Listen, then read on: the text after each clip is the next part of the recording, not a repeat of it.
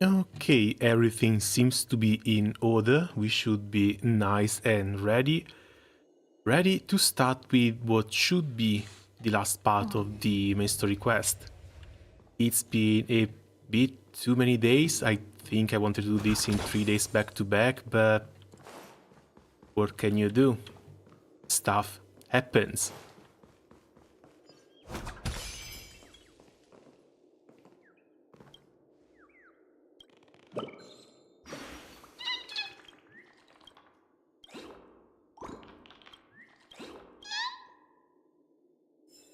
What's even weirder is that despite getting Robin, the character who has gotten the most attention from me so far has just been Stell. Imaginary MC has been a ton of fun. なんか変な感じがするんだけど、うちら来る場所間違えたわけじゃないよね。この無境に And this also appears to be one of the largest areas じゃあ of サンデーに the すっぽかされ map. たのかな。舞台で勝敗を決めるって言ってたのに、なんでいないんだろう。お待たせしてすみません、美月さん。 Something we're really going to need to explore up to 100% for the 私は MC エドロン Eidolons. をお待ちしています。セレモニーが始まる前にアスデナの古い伝統にのっとり、皆さんには3つの幕前劇を一緒に鑑賞していただきたいと思います。歴史は鏡のようなもので宇宙の真なる姿を映し出す。この機会にぜひピノコニーとアイオンの歴史をより深く理解してください。そうすれば未来の輪郭が自然と見えてくるでしょう。この世界の始まりから話しましょう。 Isn't the Genesis a bit too far back to begin? 空虚となり、大地は混沌としていました。そんな折、天地万物を人に認識できるものにするため、秩序のエナが誕生しました。それが1日目です。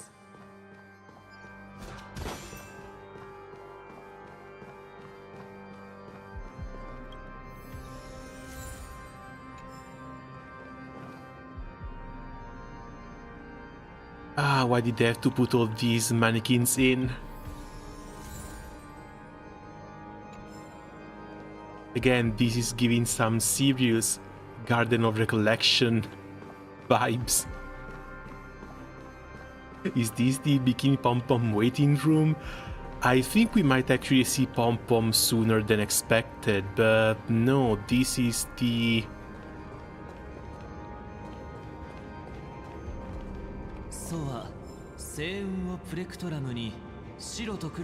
Ella Creepy Theater. Ella Creepy Theater apparently populated by nothing by mannequins so far. 黒い鍵盤を叩くと月が昇ります。こうして昼と夜ができました。これが2日目です。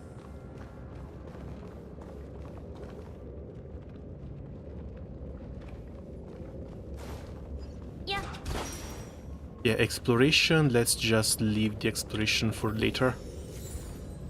Pretty sure there's another puzzle room behind there. A puppet dying tragically in a farce. This is the moment of his last breath. And they all look to be the same too.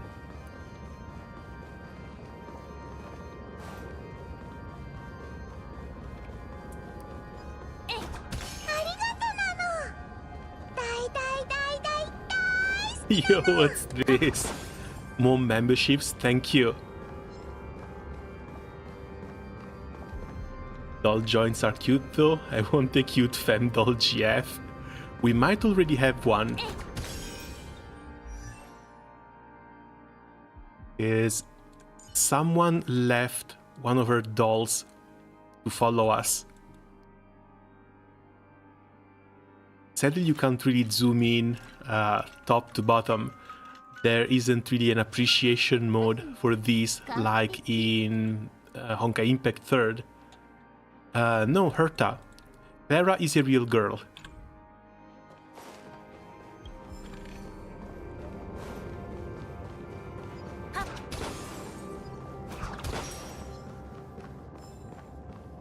Yeah. A puppet who laughs during a comedy, loudly releasing the world's happiness as a sigh. So they actually have different descriptions.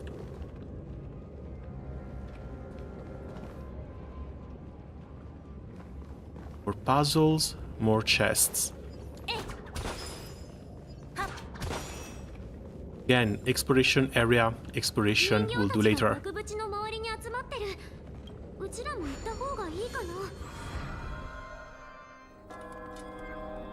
And the best part is that despite Herta's low damage, they somehow managed to make her very, very meta. They basically built an entire endgame mode around follow-up attacks. That's basically all she does. この幕前劇っていうのも同じような能力なのかも。この劇のタイトルは囚人参加。周りの雰囲気も考えると、きっとこれから上演されるのはキノコニの過去でしょうね。最近の開拓の旅じゃ監獄に入れられなかったから、やっと運が向いてきたって思ってたのに、結局こうなる運命なんだ。皆さんは遠方からいらしたお客様。私としても武力衝突は望むところではありません。 Oh god, it's another one of these. 取り返しのつかないことになる前に3つの劇を用意しました。 Like these sort of puzzles with the multiple dimensions you have to work on are pretty interesting, but I would be lying if I said I didn't find them a little bit disorienting. 辺境の監獄だった頃の話から始めましょう。やっ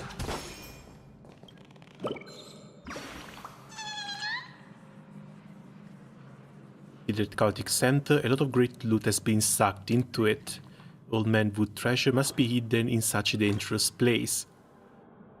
But Wood already said he didn't really have treasure.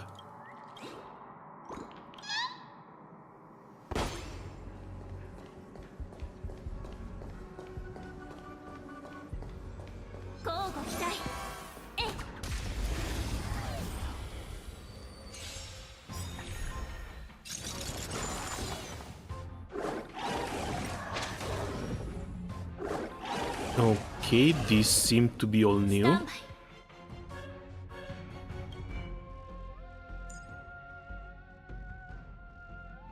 Deception's Crown, unremovable, restores HP after being attacked, but additionally gains fire and physical type weakness, and it takes increased break damage. Tape will be dispelled after the weakness broken. So this looks to be a Himeko and, of course, Robin stage. この程度か。本質は同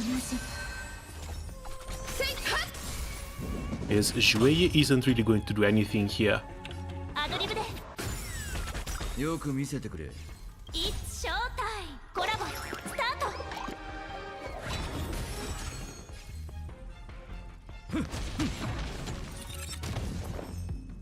はっ。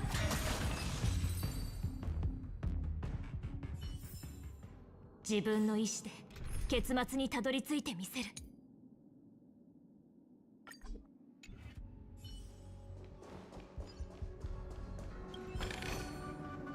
Either this or we just bring back Acheron and one-shot everything with her.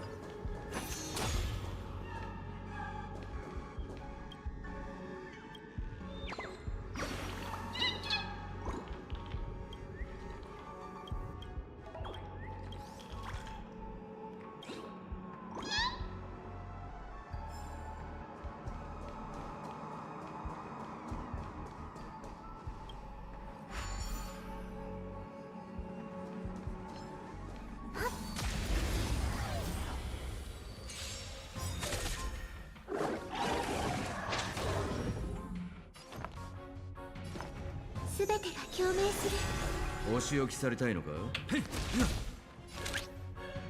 行ってカ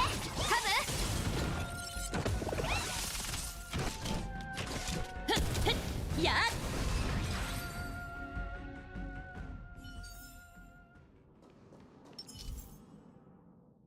A Dreamwalker. You will occasionally discover some scattered dream bubbles in the map. Due to them being unconnected to passable platforms, these dream bubbles cannot form bubble bridges. After interacting with the control panel, the corresponding dream modules and their trajectory will be highlighted. Okay, they should be forming a platform. By interacting with control panels, the dream module can be moved along the designed trajectory. When moving the dream module, the scattered dream bubbles on its surface will also move with it. When the placement of the scattered dream bubble meets the requirement of forming a bubble bridge, this will congeal. When this happens, approach with a bubble charge to manifest a bridge. Say anything, you don't say anything.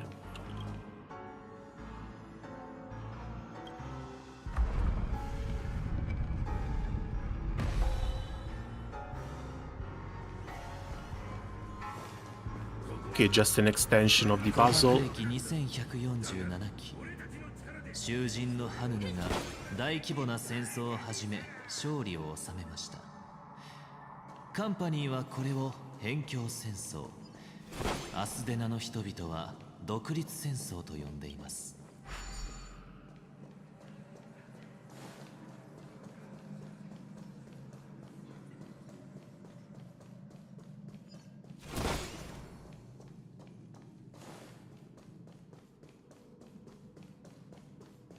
There's one in here already. I guess this one is only for the chest.「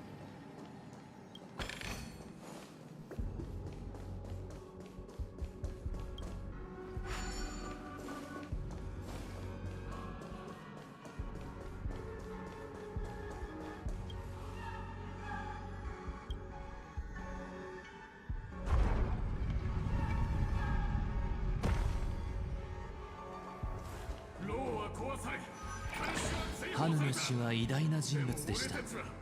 しかし彼は囚人たちを解放することはできても真の自由を与えることはできなかったのです。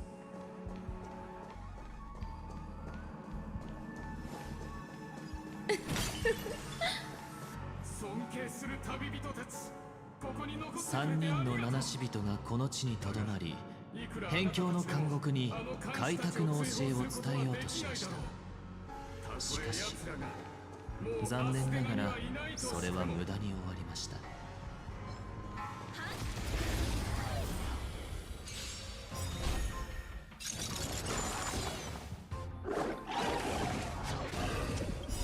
生命は美酒と同じ。さあ存分に味わえ。まだだ。全てが共鳴する。カブ、焦ってカ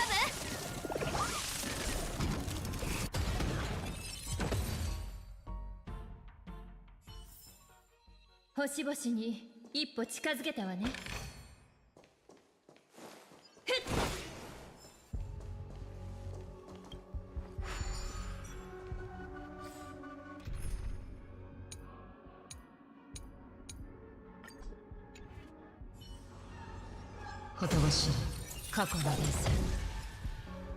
At least until we start hitting the elite enemies.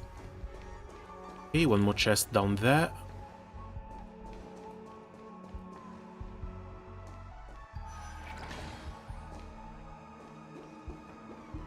This isn't going to breach both. アスデナは再び戦火に包まれました。今回の敵は内部から現れたのです。囚人は死ぬまで囚人のまま。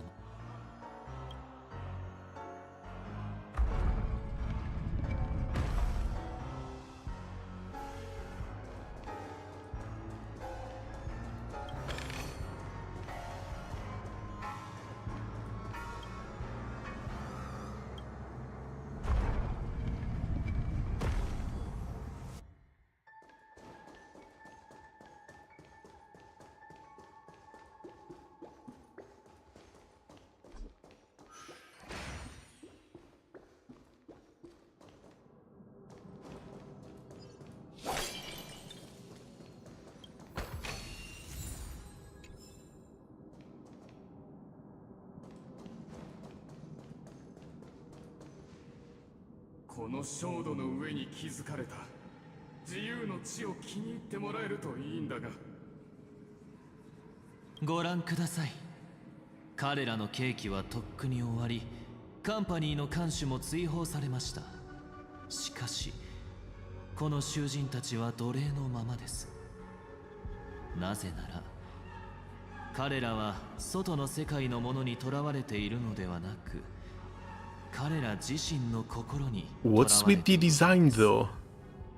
The candle head 自由は especially. どこにでもありますが、弱い魂にだけは存在しない。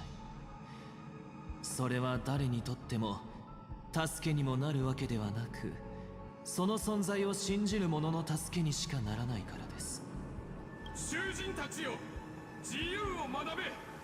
そして兄弟たちに教えるんだ。生きるために戦うのだと。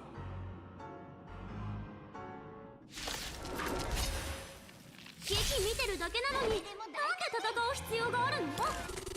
皆さんにはこの劇を楽しむだけでなく、完成させるのを手伝っていただきたいからです。敵データ収集完了。捕獲マーク起動。愉快 And な反 thankfully 撃 they の時間 also です。 still have fire weaknesses. よってらし一発ド派手に行くよ。 I guess that's going to be a common theme for the next couple of patches.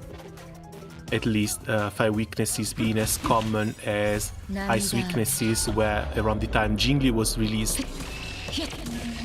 プリティア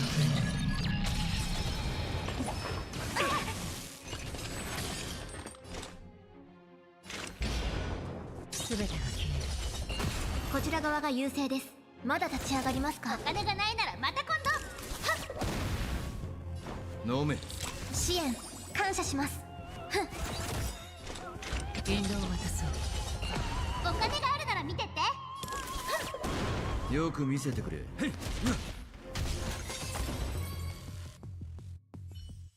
もう邪魔する奴は Strangely healthy, お前たちは自由 even for an elite. ここまでが第一幕です。燃え盛る戦火の中、 Sorry, had a customer that took an eternity to understand that people who got sunburned usually are in pain.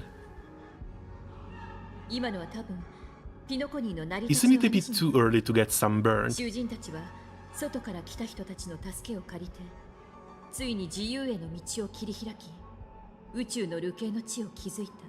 Usually June, July, and August are the summer season.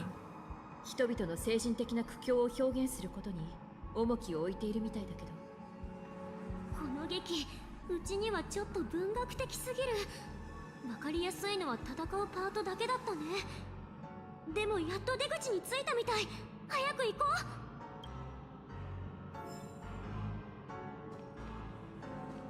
この人形たち今度はどこに連れてくつもり？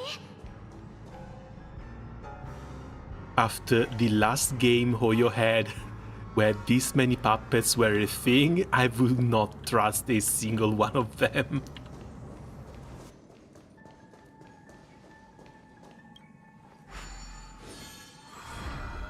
The city has an active volcano, the heat is pretty high naturally. 星の流れを集めて筆先を作り、発音と数の記号を書きました。 Yeah, but isn't a sunburn usually caused by UV rays? 善と義に属する者は川上に、 I feel you don't trust me, Hoyo, at all. 川下にあると定義しました。 That and the fact that they brought in the same writer who did the Elysian Realm for Honkai Impact 3rd as well. 人々は善悪と利害を知ることができるようになりました。 Still, Penacony has been absolutely fantastic so far, and it has kept us on our toes ever since it began.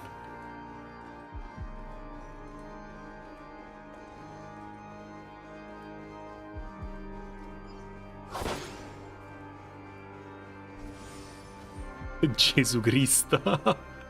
Nah, but honestly, this is way better writing than whatever Genshin has been getting for the past while.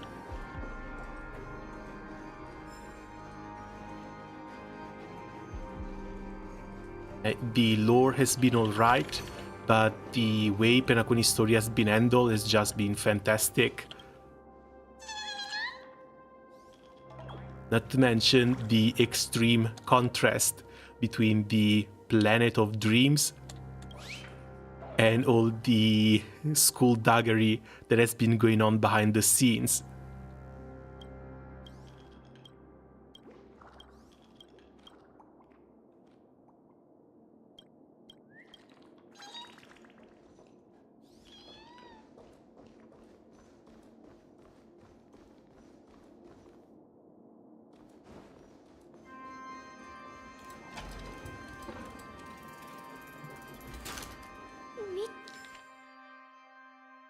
A Planet of Festivity, Glow, collectible card on the Planet of Festivity series, designed and released by Dreamstar Entertainment on the Alpha Publishing House.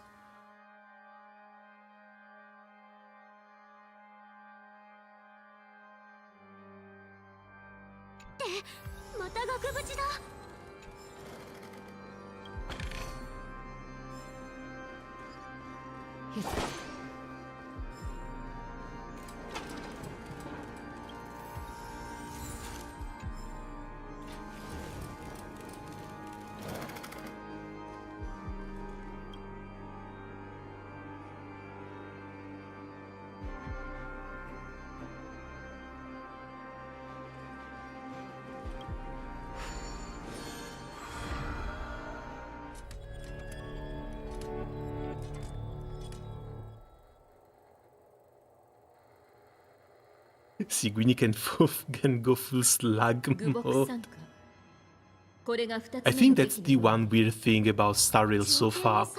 They released a couple of small characters in Bailu and Hook, but we haven't gotten a new one ever since release. Not only that, there hasn't been any news 続いての物語 of a new は short character 権 released 力を ever めぐ since, る争い with one little exception, Dubra from the Annihilation Gang. Problem is, the Annihilation Gang doesn't look like it's going to become 七大 playable. クランが次々と現れました。しかし流刑の地に本当の意味での平和は訪れていなかったのです。この歴史は入り乱れていて複雑すぎるので、偶話の形で皆さんにお見せしましょう。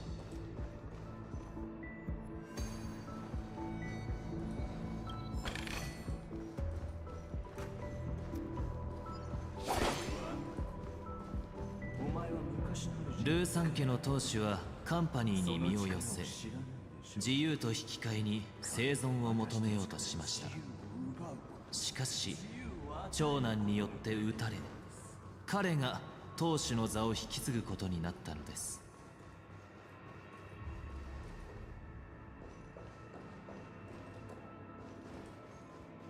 No, looks like we're locked down here.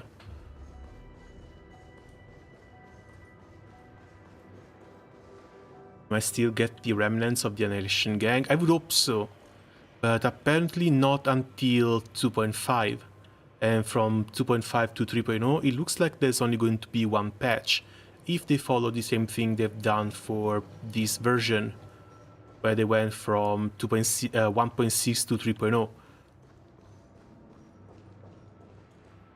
I hear there's a couple of other names in the list of upcoming characters, and none of them belong to the Annihilation Gang.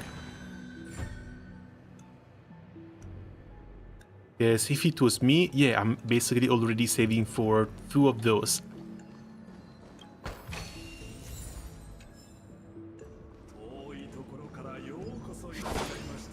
流刑の地の秩序は非常に乱れており、内も外も常に問題を抱えていました。七大クランは表面的には統一されていましたが、実際にはそれぞれが独自の政治を行い、絶えず争っていました。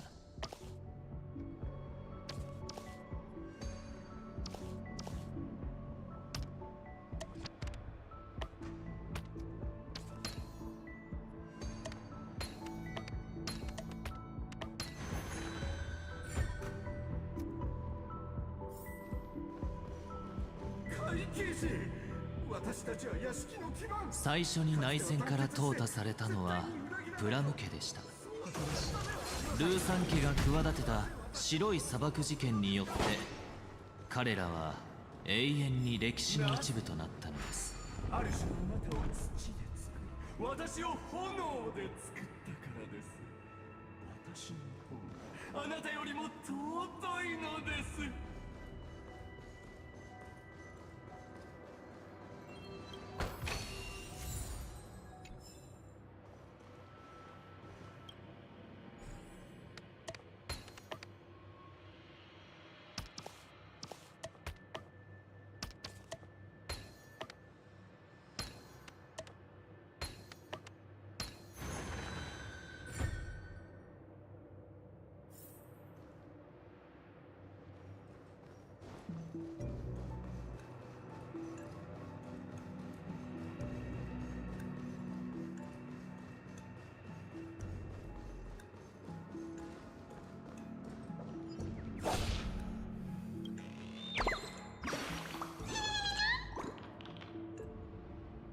Oh wait, this is not just the Theater of Domination. I remember something like this going on in DLV's own mental space too. That one also had mirrors with past experiences, but behind each of those mirrors there was a fragment of her own mind. She split herself into multiple personalities inside her own brain.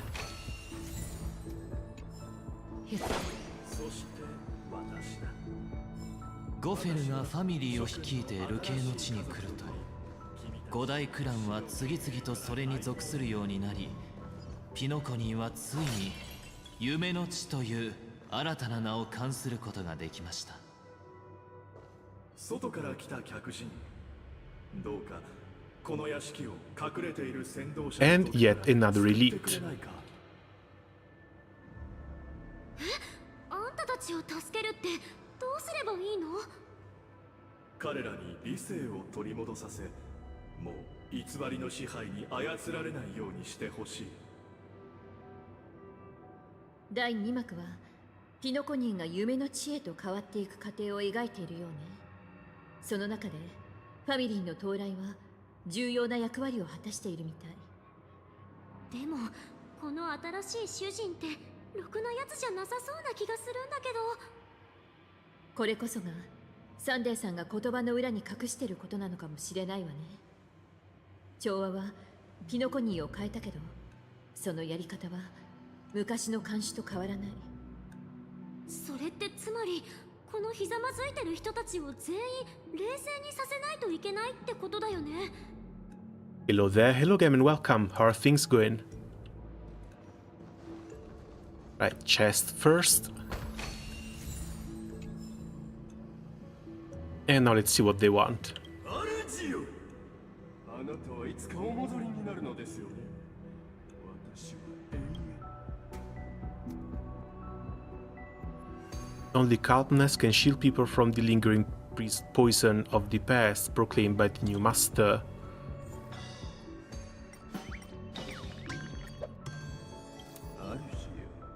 あなたがもういないのなら、これ以上報酬は募れ。主が戻ってこなければ私は自由になれる。でも主の導きなしに私は誰のために歌えばいい？ The decaying human heart finds rebirth only within the calmness proclaimed by a new master. 私は新しい主のために歌うべきだわ。かつてあのアイオーンが高貴な声を銀河に響き渡らせていたように。 Yes, some of the prisoners didn't really want to be free. 俺はかつて They still need at least some guidance going forward. 忠実な兵士だった。Doing fine. I found the final boss easier than Sam, to be honest.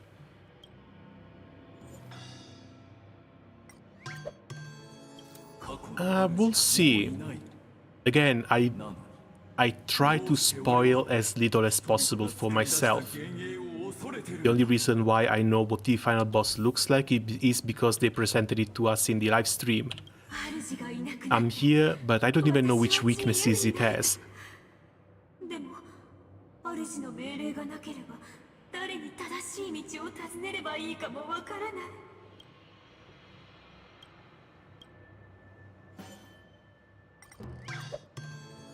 主はもういない。ああ、もう私には主がいないのね。新しい主を見つけ、忠誠を誓うべきだわ。And looks like these guys are basically minions. Once they found themselves to be completely free and without a master, the only thing they wanted to do was to look for a new one.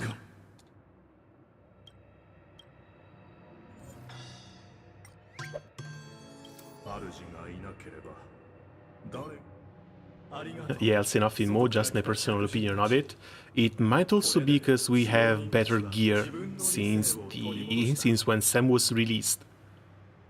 みんな君たちの前の主はもう戻ってこない。正しい道のために助け合い真理をもって励まし合う者だけが偽りの幻影に打ち勝ち互いの抱擁を受け入れるのだ。気をつけて。また戦いが始まるわ。Is this what they call immersive theater? I guess this is what happens after you go 4 dimensions.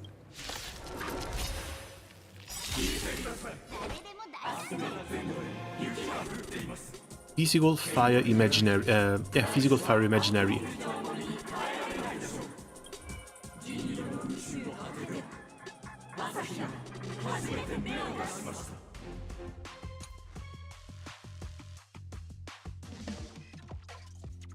Oh, we have damage over time enemies now. Immediately causes all damage over time effect currently active on the targets to deal 1 damage 1 time and dispel all damage over time effects on all targets for the ultimate. Lightning damage, damage over time, wind damage, damage over time.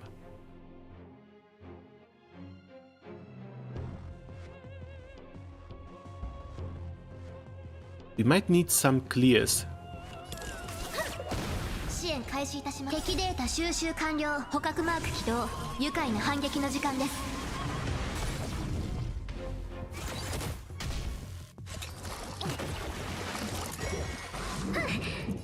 Either some clears or a crap ton of healing.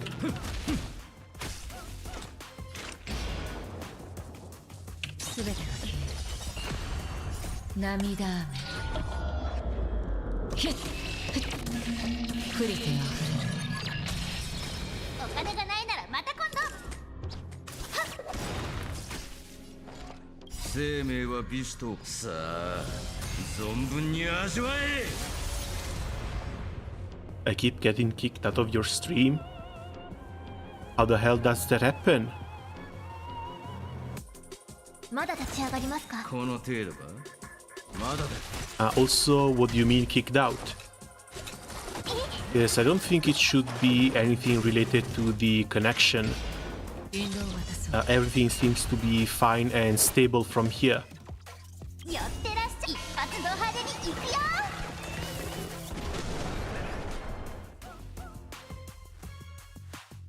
Thought I had overplaying some joke. I don't think that YouTube does this sort of bans, if you want to call them like that. At least not until I do something about it. おや。涙雨。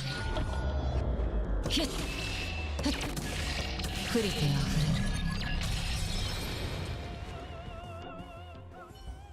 る。残念ながら彼らは最後まで自由の権利を与えられただけの奴隷でした。 Wait, they remain slaves until the end, but they remain willing slaves until the end. Again, they wanted a new master, because they were free. ここまでが第2幕。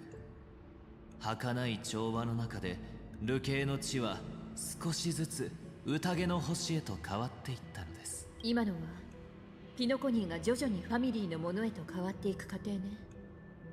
調和が来たことで流刑の地は大きな変貌を遂げた。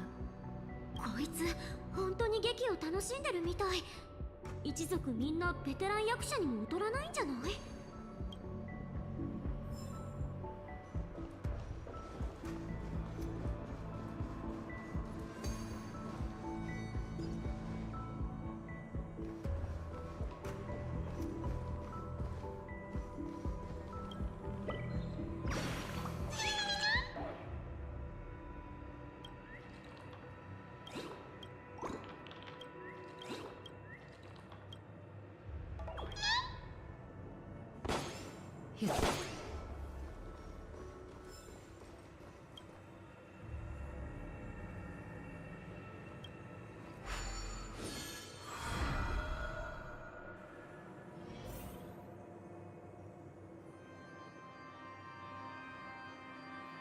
？Oh, we're back here.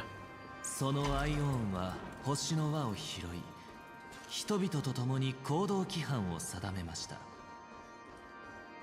白と黒の鍵盤があるチェンバロを楽器、発音と数の記号を音符、下へと流れ続ける川を旋律に、明確な規則を定めた掟を曲としたのです。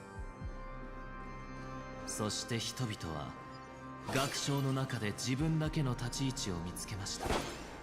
これが5日目と6日目です。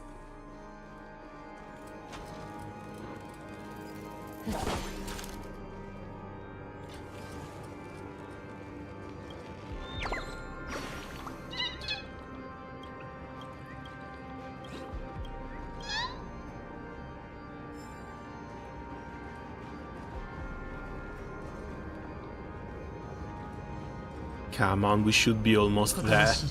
過去の伝説。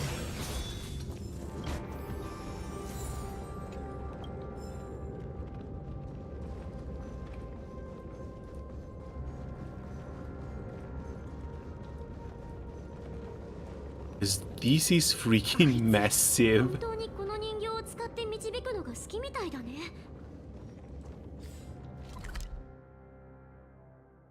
And we only got 13 chests out of 31. Plenty more stuff to explore once we're done here.「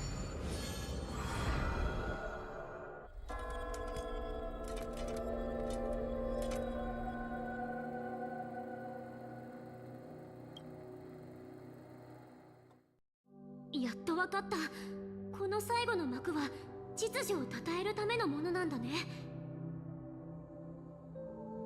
ええ、ここの雰囲気もさっきまでの2つの情景とは全く違うわ。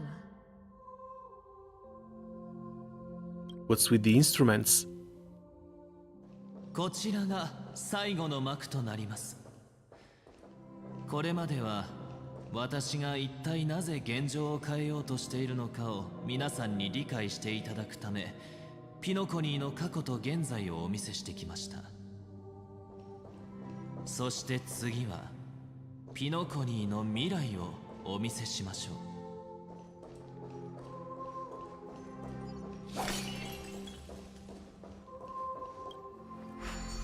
う。Of course, more of this. ほどほしい過去の伝説。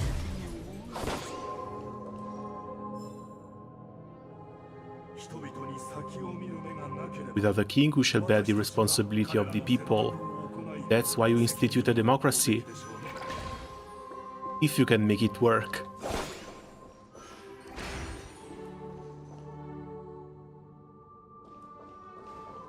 王がいなければ誰が弱者を守り、私たちは弱者を守るために助け合わなければなりません。横暴な者に立ち向かうために助け合うのと同じように。ほとばしい過去の伝説。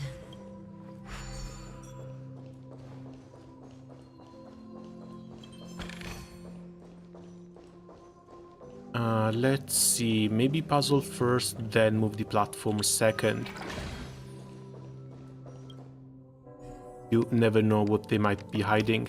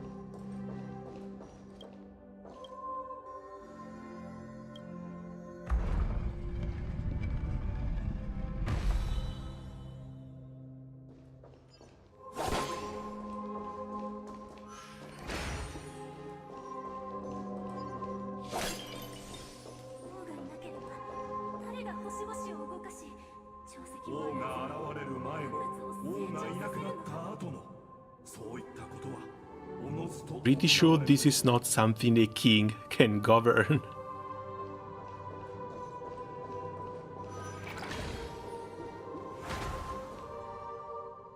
They might be looking for a god rather than a king.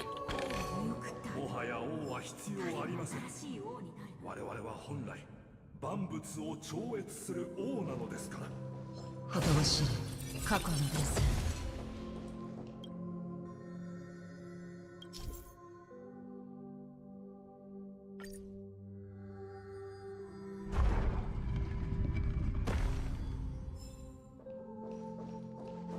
ほとばしい過去の伝説。Wait, where is this one connected?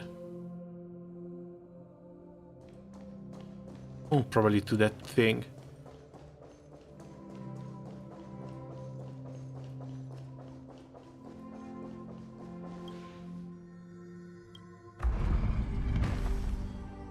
Okay, yeah, this one sends us down.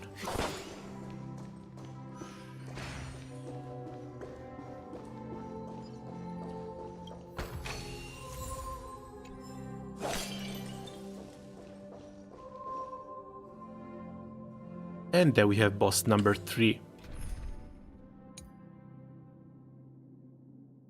Do I still want Himeko and Topaz? We might be running a bit too much fire in here. Let's try, just see how it goes. あれ、さっきまでの2幕と同じで、ここでちょっとした物語が始まって戦いになるんじゃないの？この人形たち、なんでセリフ言わないのかな？前の幕と同じように私たち自身に脚本を完成させる必要があるのかもしれないわね。 Also, they did not need to go this hard with the designs of the new enemies. じゃああいつらの感情を変える必要があるかどうか、あんた確認してみてくれる？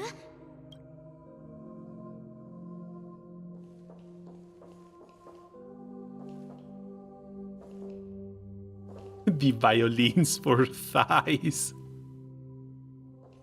Not to mention, holy hell, is this thing stacked?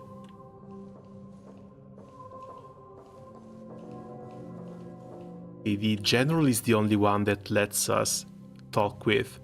Based on the experience from Act 2, it seems that you'll need to employ the clockwork once again to personally bring the performance to fruition.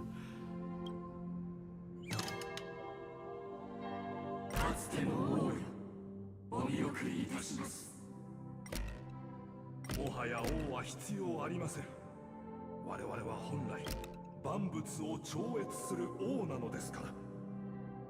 Okay, but this is all untunable. どう？うまくいった？ Can't change the emotions. 変えられないってどういう意味？申し訳ありません。皆さんには伝え忘れていましたが、この最後の幕だけはすでに書き終わっているのです。私たちのかつての王からあなたたちに話してもらいましょう。みんな構えて。また戦うことになりそうよ。私は無限に広がる未来に向かって落ちていく。私のことを覚えておく必要も探し出そうとする必要はありません。この心の耳他の経験と交わることでしょう。据えるのが成功の秘訣。今宵魂は抱擁を交わす。星々の反響。お仕置きされたいのか？ The stage had a pretty decent score, but I guess we're overriding that a little bit.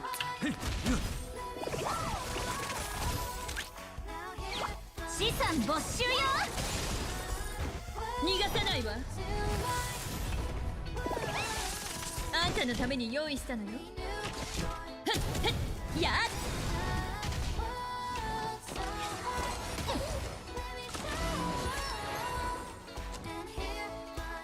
Okay, Okay, some effect resistance from Gallagher. And looks like these just attacks, no summons. 人間は星空を掌握する欲望を隠さない。私もよ。Which is a bit weird if they want to be pushing a character that boosts follow-up attack damage. 静かな夜を歩きました。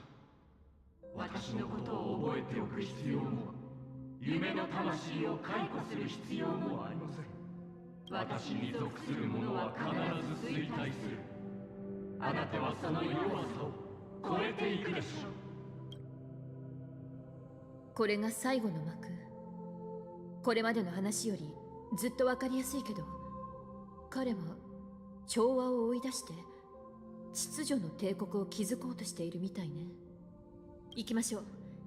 幕前劇が終わったら調和セレモニーの本番が待ってるわ。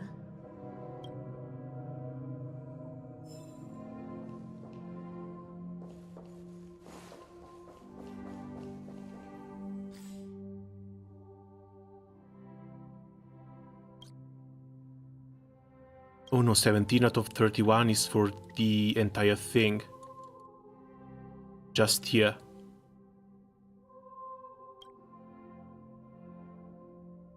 I think we picked up everything we could from this area already.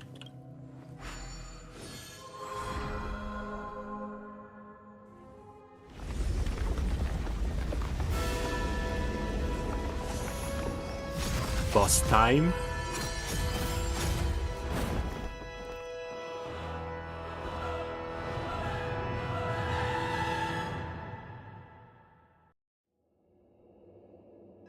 So は世界の人々に意義を与え、天地万物を揃えました。そしてソはあらゆる創造の手を止めたのです。しかし人々はエナに訴えます。あなたは秩序で民を定義したが、そのせいで私たちは自分があなたの操り人形に過ぎないことを知ることになったと。そのためその日、人々は心を一つにして神を破滅の穴に投げ入れました。So Aena was actually rejected by his followers. I guess this is why Zipe was able to absorb him. 大劇場の様子がすっかり変わってる。これが秩序の力なの？みんな覚悟して。厳しい戦いになるかもしれないわ。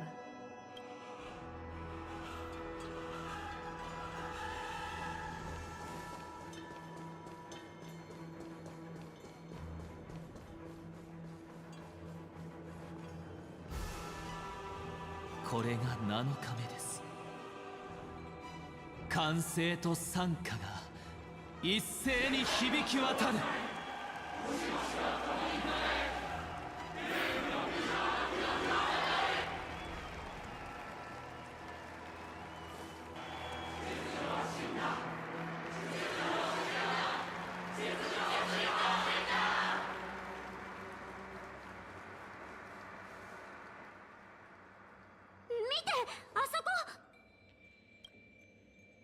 秩序に関することはこれで全てとなりますが、皆さん感想はいかがでしょうか。これは銀河の歴史における些細なエピソードに過ぎません。大事なのはこれから先、この長い川がどこへ向かうか。皆さん本当にいい時に来ましたね。間もなく調和セレモニーの幕が開く。調和の序幕に皆さんがいないのは実にもったいないですから、改めて歓迎させてください。ようこそピノコニー大劇場へ。ここは美しい夢の中心、性格のありか、調和セレモニーの絶対的な舞台、そして私たちがピノコニーの未来を決める死闘の地でも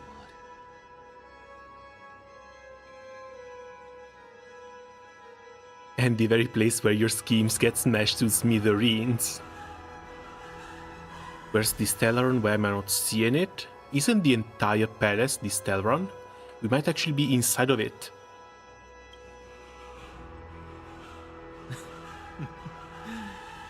その開拓の信念に敬意を表しましょう。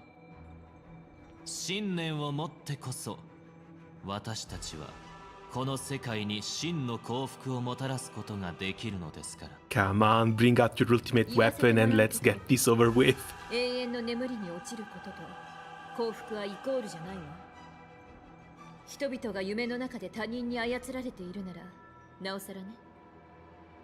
姫子さん、この後に及んでまだ秩序が全宇宙を操り人形に変えようとしているだけだと思っているのですか？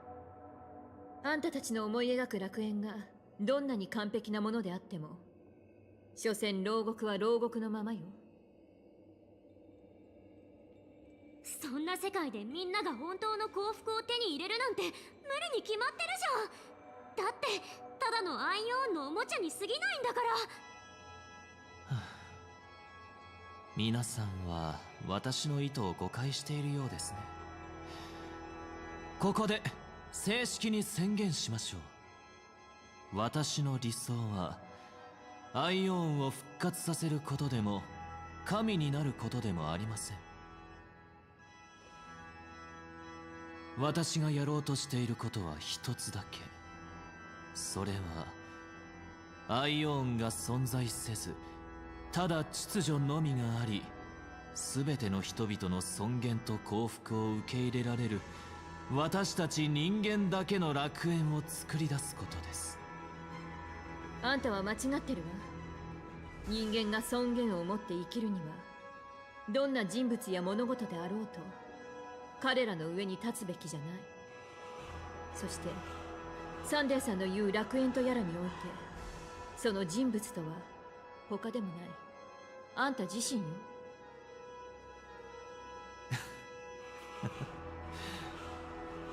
どう頑張ってもお互いを納得させることはできないようですね。私たちは敵対する運命にある。こうなってしまった以上、それぞれの運命をもって宇宙に正しい道を示しましょう。ですが未来の序幕が奏でられる前にもう少し時間をかけて私の質問について考えてみてください。 Why are you just buying time? Because there's really nothing left to ponder. 善人と罪人は対等でしょうか？人が生まれつき軟弱ならば弱者はどの神から安寧を得ればいいのでしょう。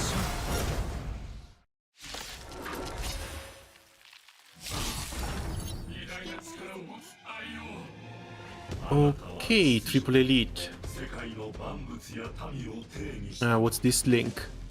そのせいで私たちは自分があなたの操り人形に過ぎないことを知ることになった。Hearing together as one. In this battle, the past, present, and eternal show share HP with the puppets of the Order. Entering battle, choose a friendly unit to become Impresario, granting them an extra action each turn and a small increase to their speed. When that friendly unit weakness is broken, causes the action to be delayed and reselects another puppet of the Order to become Impresario. If all the puppets of the Order are weakness broken at this time, the unit will receive damage and delay all puppets of the Order's action while also increasing damage they receive.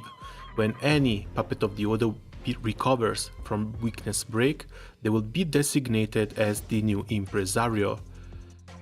Looks like we should be trying and break all three at the same time. Hopefully Himeko's follow-up attacks will be able to do just that. Phase 2, more damage over time, and same Impresario thing.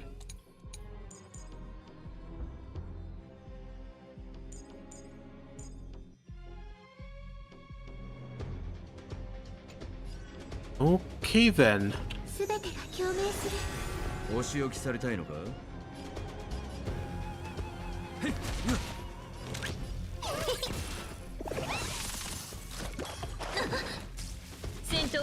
みたいなものよ。ふっふっはっ。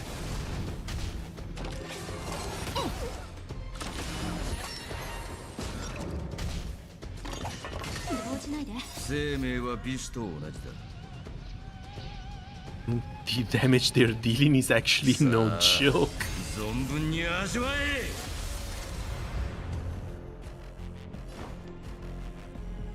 No, she moves next. I don't think it's going to be a good idea to just heal her. Let's start breaking these. 逃がさないわ。低リスク高リターン。行ってカブ。逃がさないわ。この歌声で勝利を。ちゃんと直さないと。ふっふっやっ。よく見せてくれ。生産しましょう。戦闘は設計みたいなものね。ふっふっはっ。まだ分かってないのね。人間は星空を掌握する欲望を隠さない。私もよ。 Okay, 55 and 77, and I should be able to push everyone back up with Robin. Might actually enter phase 2. 争いなんて消えればいいのに、全てが共鳴する。 Before expected. ガンリともどもね。今宵魂は星々の反響。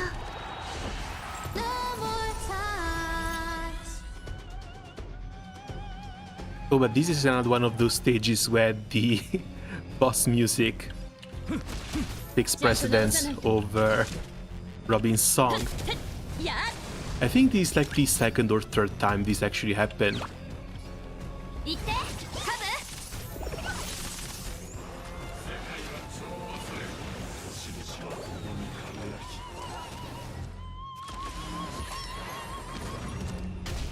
Ah, why do you hate Toppets so much? 自信があるみたいだな。 Okay, we can break, heal, and break. 逃がさないわ。あんたのために用意したのよ。生命は美酒と同じだ。さあ、存分に味わえ。 With all this fire weakness going on, Gallagher has seriously been one hell of a surprising unit. はっ。逃がさないわ。 The healing is a little bit weird since you need your characters to attack in order to get healed, but other than that, very surprising. 逃がさないわ。 There we go, one act play. That was easier than expected. 今こそ太陽を直視する権利を授けましょう。10万7336の礎の全能なる調和の私に全てを捧げ、誉れ高き長寿ハルモニア聖歌。 There we go!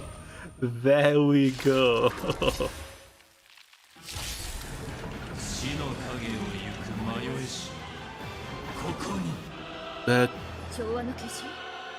I thought we were supposed to bring Danheng EL as well as Jing Yuan into this. Where is everyone? It's just us down here.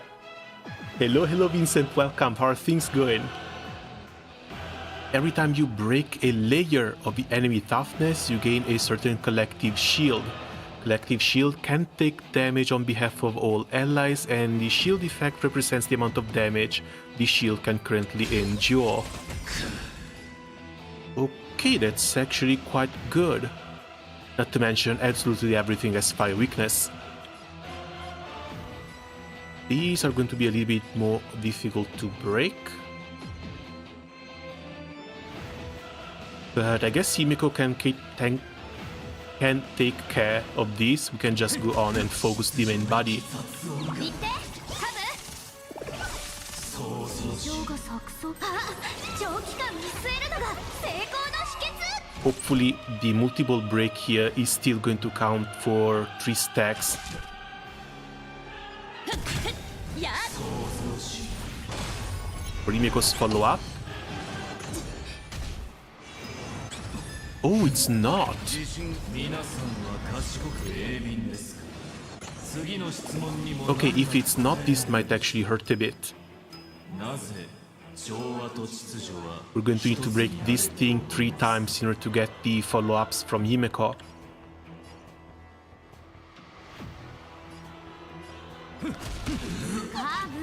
まだ分かってないのね。人間は星空を掌握する Well, 欲望を隠 let's go with the さ little ない ones then. 私もよ。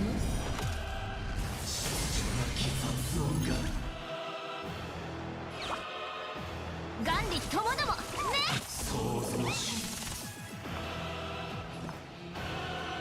全てが共鳴する。ちゃんと直さないと。ふっふっはっ逃がさないわ。魂は抱擁を交わす。星々の反響。この程度だ。生産しましょう。なんか目の前に別の世界があるみたい。勝率の力で歌声に気を取られないよう注意して。それは両者とも不協和音を容認できないからだ。継承よ。生命は美酒と同じだ。さあ存分に味わえ。秩序なき雑音が Come on, Himeko needs some health. 想像し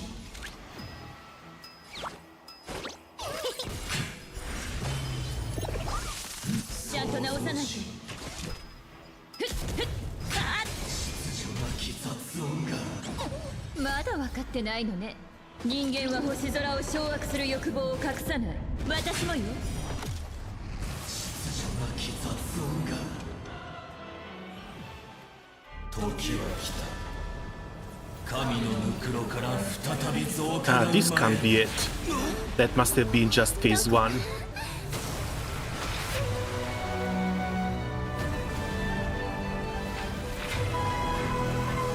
高校たる異例よ。我が命に従え。 And you guys only show up at the end? Is this really the way to do things?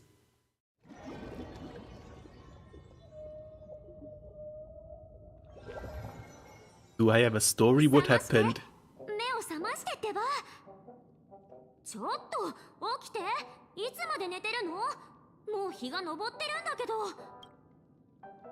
Speaking of getting sunburn, I'll keep it in the DMs. The story will not survive the TOS on this platform.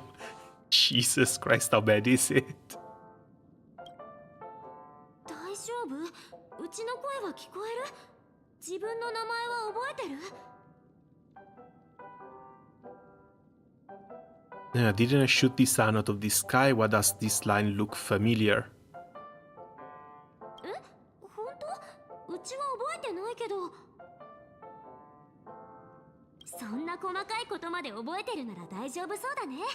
安心した。 They are not going to pull It Was All a Dream now, are they? Are we in dream or reality? 話せば長くなるんだけど、簡単に言うと、うちらが苦戦してた時、炭鉱が血明玉鳥を使って将軍と一緒に助けに来てくれたの。 Oh, that was really it for the last boss. That was definitely faster, easier than Sam then. そんでうちらは現実世界に戻ってきたってわけ。ほら、ここはあんたの部屋。みんなも無境から戻ってきてて、姫子たちはロビーで将軍と話してるんだ。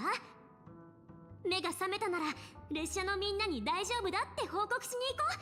ついてきて。私とは話してくれないの？ Now you give me the tutorial for shared HP. 寝ぼすけさん。この声はブラックスワン。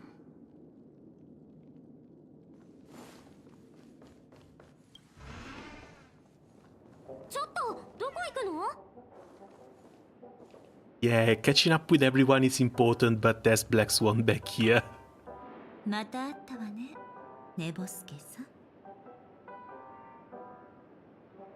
ブラックスワン、どうしてここに？特に理由はないわ、美月さん。ただ彼女が目を覚ましたから回復の具合を見に来ただけ。将軍の一撃は確かにタイミングは良かったけど、破壊力も凄まじいものだった。指令の力が衝突したとなれば、普通の人なら影響を受けるのは免れないでしょうね。でも幸い無境は私の独壇場だから。ハルモニア聖歌隊が崩壊する前になんとかあなたたちを救い出せたの。That makes it the third time Black Swan saves our asses from the Dream Realm. そうだったんだ。ありがとう、ブラックスワン。どういたしまして。まあ私も貴重な記憶が消えるところなんて見たくなかったから。あなた別にいいけど、またこの前みたいに変なこと企んでるわけじゃないよね。まさか私がおかしな真似をしたことなんてないでしょ。少なくとも。 But yeah, as for the Hershers, the game is also called Honkai Star Rail. It is very connected to Honkai Impact 3rd. And all of the extra connections they're making in the story are not exactly surprising. Apparently, I hear there's a lot of people who complain online that there's fans of both games are trying too much to push the connections, but it's the same company, it's the same writer. It's only natural that this happens. Not to mention when there's small, non-obvious nods, it's just fun to notice them. 見て、やっぱりあのカウボーイと話してる。目が覚めたのか？気分はどうだ？ Baby! Yeah, real glad not into these games. They're not a single hook for me story or lore-wise. Now, Honkai Impact is something I've been enjoying quite a bit for the past year. Hard to believe it's been a year already since I've been playing it, but really, really damn good.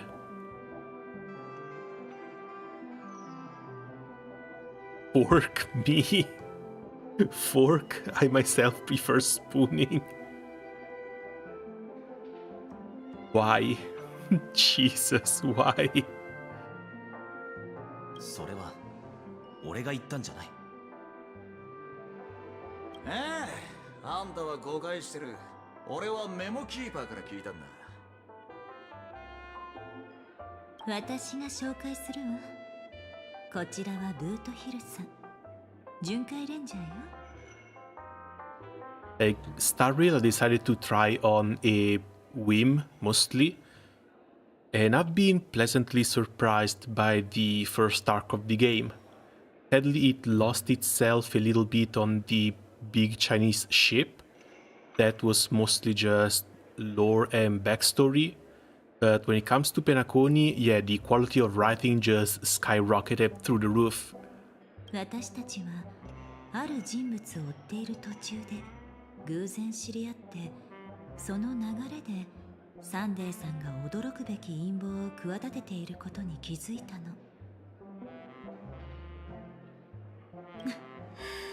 だからあなたたちを見つけて列車の人たちと一緒に世界を救うことになったのよ。遠慮すんな。俺ら巡回レンジャーは困っている者がいれば助太刀。 That's fine. You would not like the stuff I'm into, and that's fine. We're still friends despite me being unable to follow any plot above I'm a guy and girls throw themselves at me. But here's the thing, there's plenty of games like that if you like that sort of stuff. The problem is that your interest is a bit too niche within that niche. ちょっと待って、ある人物を追ってって初めて聞くんだけど、列車まで追いかけるような相手って誰？いい質問だ。そりゃもちろん。 No, there's not. I think lately there's been a third-person shooter game called Snowbreak that went from being for everyone to have an R18 rating. The problem is that R18 is for more tits and S's, something you're not really into. 誰だったっけか。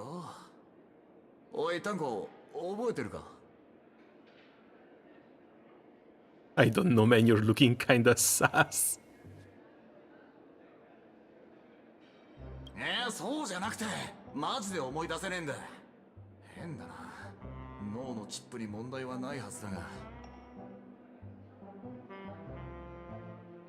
俺も覚えていないようだ。え、どういうこと？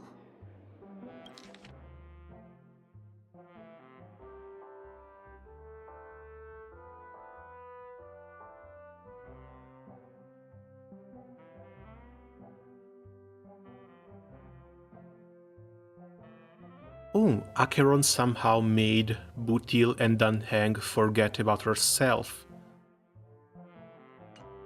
Weird. まあいいじゃねえか。誰も覚えてねってことはきっとちんけなコソ泥だったんだろ。とにかく俺らが前後関係を理解するのに影響はね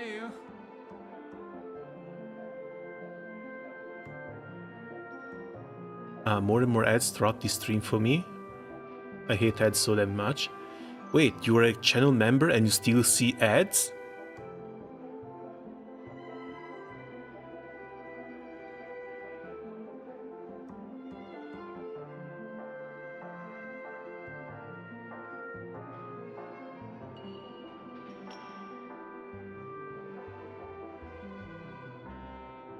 Is that's not something I can fully control. At least YouTube keeps on hacking in, telling me to enable ads and let just YouTube do their own thing. The way I set it up is to put in as little ads as possible. It should be like 1 an hour, maybe. Because whenever they pop up, I only get a little bit of a notice, but nothing on top of that. As you know, ads, hi, I'm Natasha, the underground doctor, feeling sick.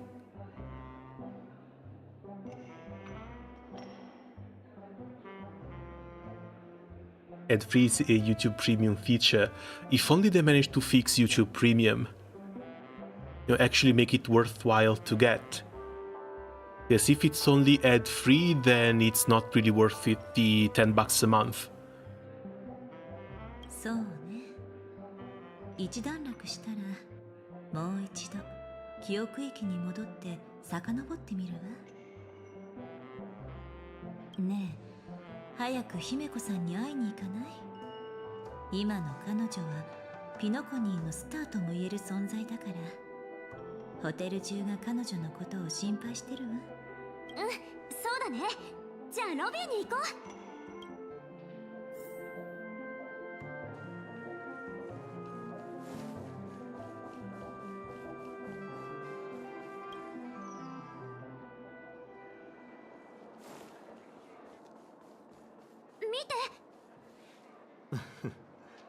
構わないさ。今は各勢力が睨み合っている状態だ。 I honestly think we could have been able to solve this ourselves. Because we got DJ Debacus like 2 patches ago. And it's something you can only really use once in a lifetime. And Dunhang just decided to already call on Jing Yuan.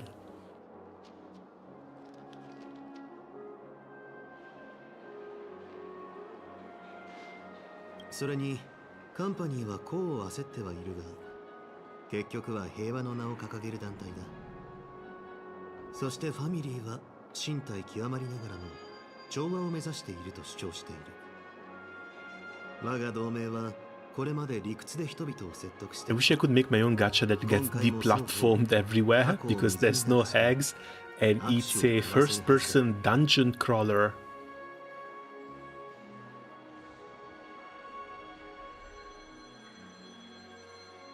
I think I had another friend trying to suggest a couple of old-school dungeon crawler games to me. Mostly fan game stuff though. ケーゲン将軍は大義をよく理解しているのね。先週同盟が間に入ってくれるなら、ピノコニーにもすぐに平和が訪れるでしょう。I think one of them was based around Tuhus. If I remember, I'll link it to you later, because I think you might be interested in that one. 恐れ入る。だが、すべては列車の諸君のおかげだ。君たちがいなければ、この美しい夢の楽園は平和が訪れる前に秩序の残党に先を越されてしまっていただろうからな。ほら、我らが大英雄のお出ましだ。Well, long time no see, in the most sarcastic way possible.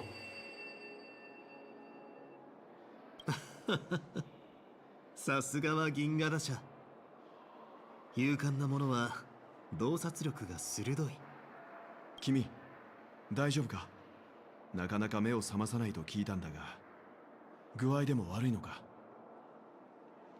安心して、幼児ちゃん。この子もう元気いっぱいだから。ここに来るまでの間に一生 Like the Endless Abyss, and it's a woman launches 60 purple hands. I honestly don't remember the title. I remember trying it out though. Maybe I still have it downloaded too. それより幼児ちゃんこそ大丈夫？あの人ロビンさんにも容赦しないで幼児ちゃんたちをまとめて閉じ込めたって聞いたけど。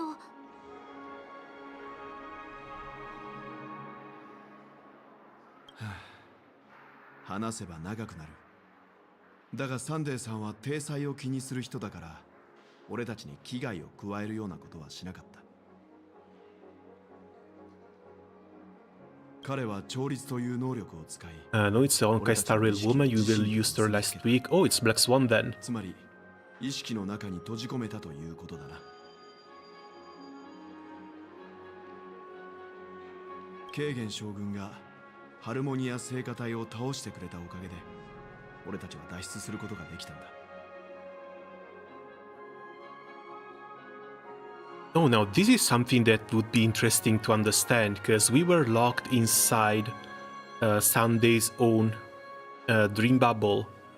How did these two manage to break into that? うちらにもその調律ってやつ使ってきたよ。What's the name spelled like? Because I couldn't understand it. Black Swan.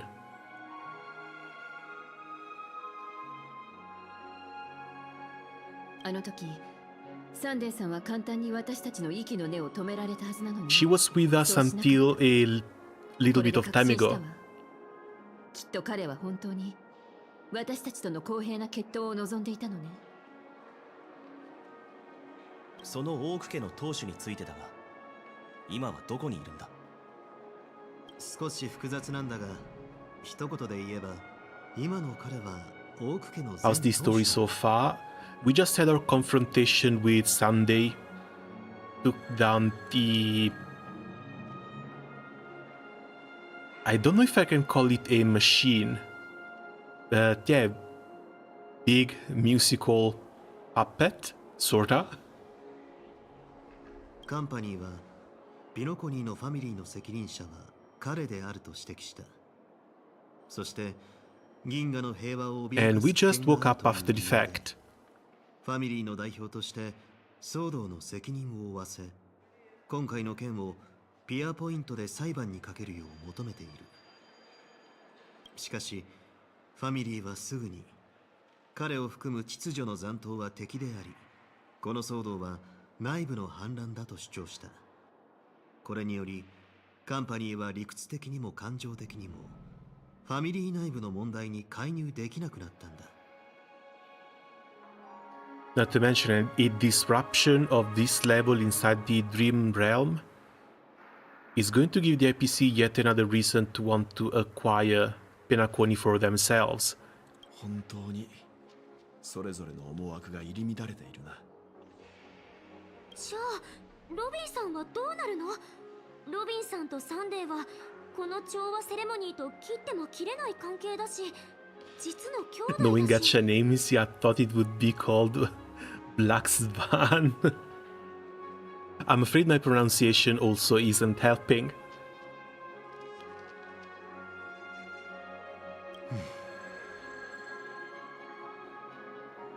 Worst case scenario, we can just harbor Robin in the Acheron Express. 将軍、なんでため息ついたの？彼女にとってこの件は降って湧いた災いだと And the next boss should be the dreaded Monday. 仲裁の過程でこのことを慎重に判断する。 Monday can wait for できるだけ tomorrow. ファミリーを説得しよ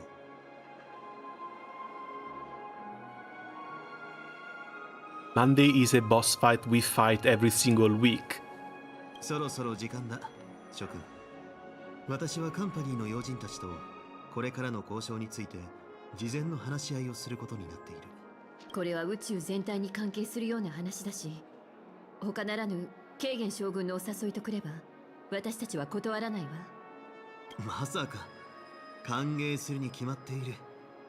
彼らは諸君のことをピノコニーで信頼できるカンパニーの盟友だと言っていた。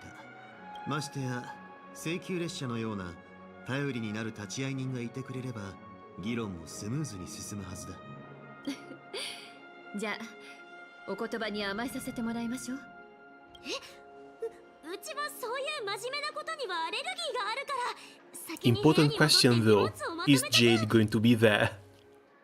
気にせず行ってくるといい。こっちは俺と姫子が顔を出せば大丈夫だ。俺も先に列車に戻ろうと思う。車掌が心配していたからな。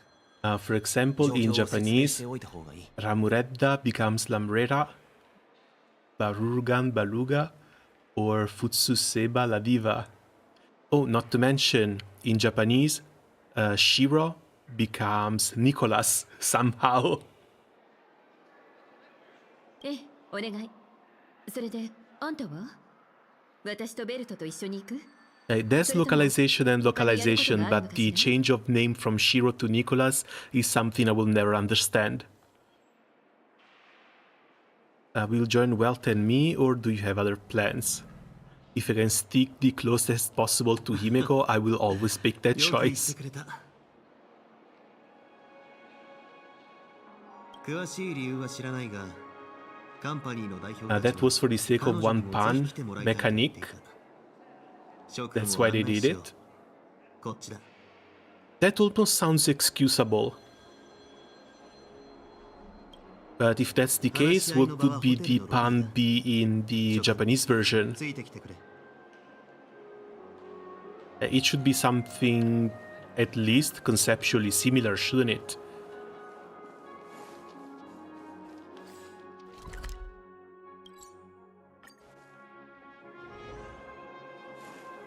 アベンチュリーさんにトパーズさんまで来ているのね。あの人は？博識学会のレイシオ。久しぶりだね、請求列車の諸君。 And sadly, it's only Topaz and Ratio. 将軍にも心からの感謝。 It might be a bit too soon for them to put a Jade 君た model ちが in. 立ち会ってくれれば、今回の話し合いもおのおの満足のいく結果に終わるだろう。ほう。どうやらすでに落としどころを見つけているようだな。聞かせてもらっても？もちろん。君が話したらどうだい、トパーズ？ええ、任せて。実はいい知らせがあるんだ。 It's because they have to force Beer to be as reputable as possible with the nicknaming. 評決を取ったら絶対多数のメンバーが次の決議に賛成したの。 Pretty sure Viren can have used the annoying nicknames no matter if they stuck with Shiro or if they change it to Nicholas. カンパニーを代表してピノコニーに対する主権の宣言を永久に放棄するとともに、ファミリーのピノコニー Because there's already a lot of occasions in which the nickname doesn't really have anything to do with an actual character name.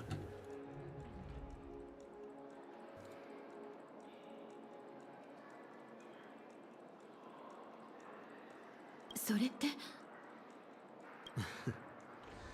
面白い。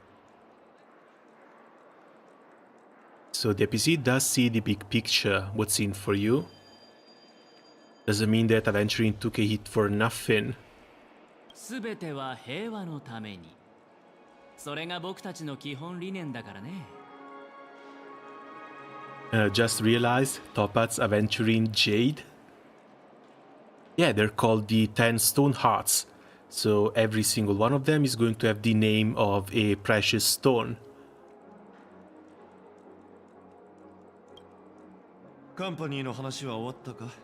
なら次は僕たちの番だな。One of the other 10 Stone Hearts has also been called Diamond already.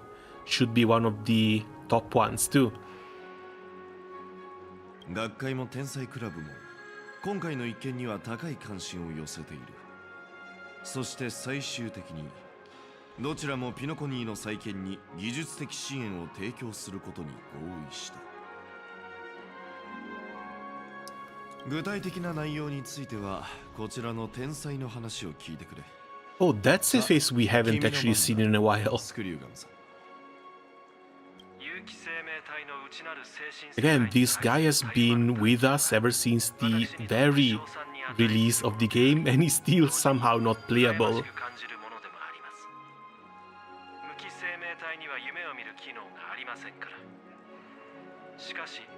知能パルスが活性化してインスピレーション回路が作動すると、私は創造と定義される状態に入ります。その度に創造の中で暗闇から火の玉が上がるのです。それは暖かく明るい。たまに考えるのですが、その火は知能の本質、高温によって刺激されたインスピレーションの塊なのかもしれません。宇宙の未来の方向性はその中にあるのではないでしょうか。残念ながら私にとってそれは思考システムが反射した虚像に過ぎず手が届かないものですが、ピノコニーの現在の成果を知った今、その日は必ずしもつかめないものではないのだと数名のパートナーと議論した結果、我々は模擬宇宙プロジェクトの推進を一時保留し、技術アドバイザーとして博識学会の無境と記憶域の研究をサポートすることにしました。これによりこの物質は全人類にとってより良いものになるでしょう。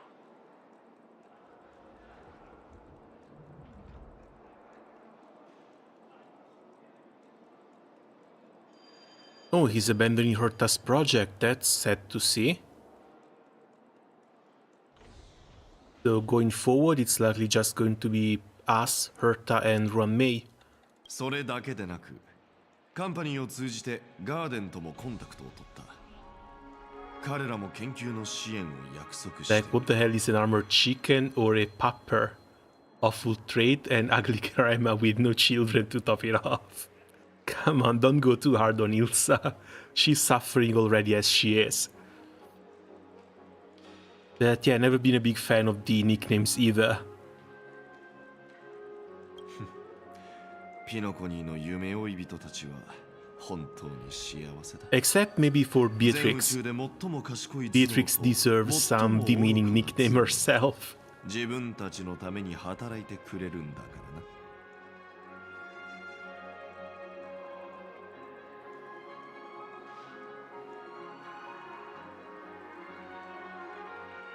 らな。だが、いや、やめておこう。何はともあれ、いい結果になったわけだからな。道理でみんなが彼女にも来るように言ったわけね。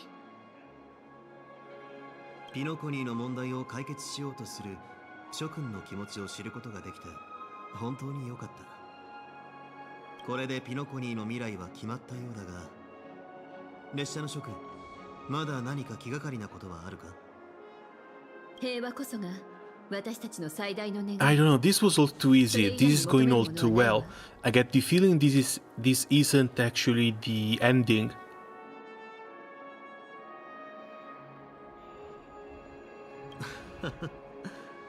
わかった。特に気になることがないなら、私はこれで失礼する。 This feels like misdirection.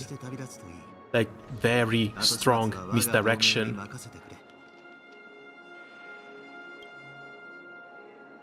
もうピノコニーの今後を心配する必要はなさそうね。私たちも新しい旅に出る時が来たみたい。ああ、賛成だ。じゃあ、あんたたち二人は先に列車に戻っててくれる？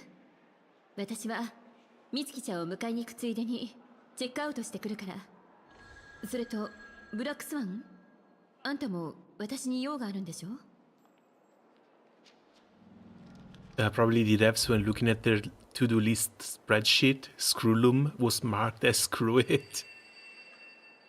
I don't think that's going to be the case, but at the same time, I really hope they release Screwloom in a patch with another male character.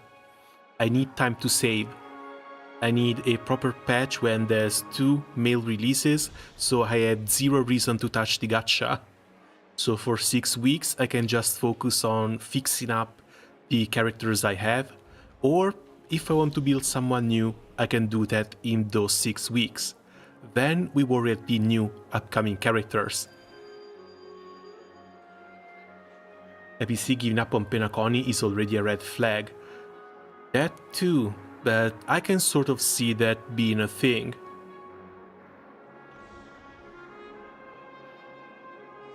Especially if the planet is in a situation where it's not really marketable as a safe vacation destination. So they're not really giving up on Penacony, they're just helping fixing it so they can try and reabsorb it into the IPC's grasp once again.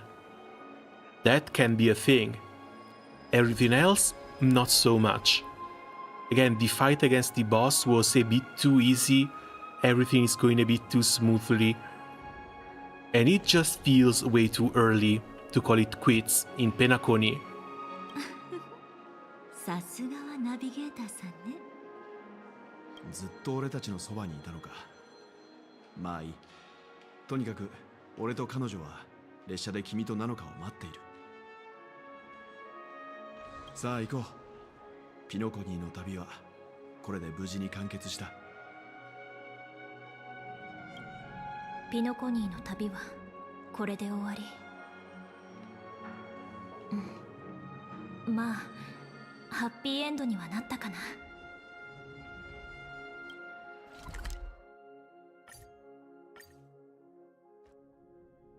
お前を待っておったんじゃ。航路会議を始めるぞ。列車はいつからこんな賑やかになったんだろう。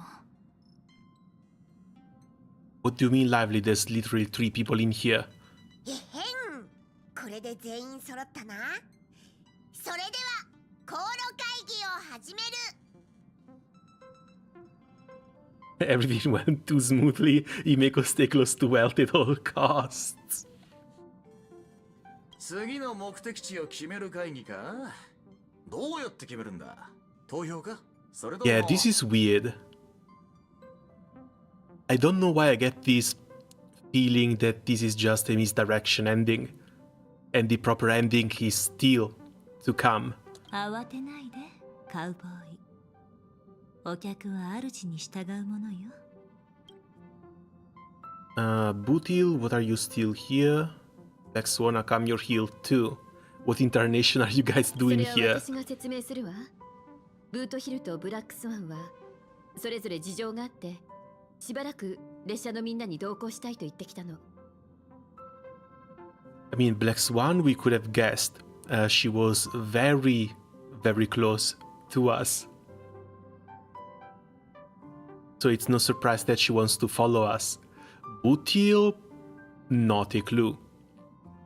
みんなも知っての通り、請求列車はこれまで遠くに向かう旅人を拒んだことはない。だからしばらくは一緒に旅をすることになるわ。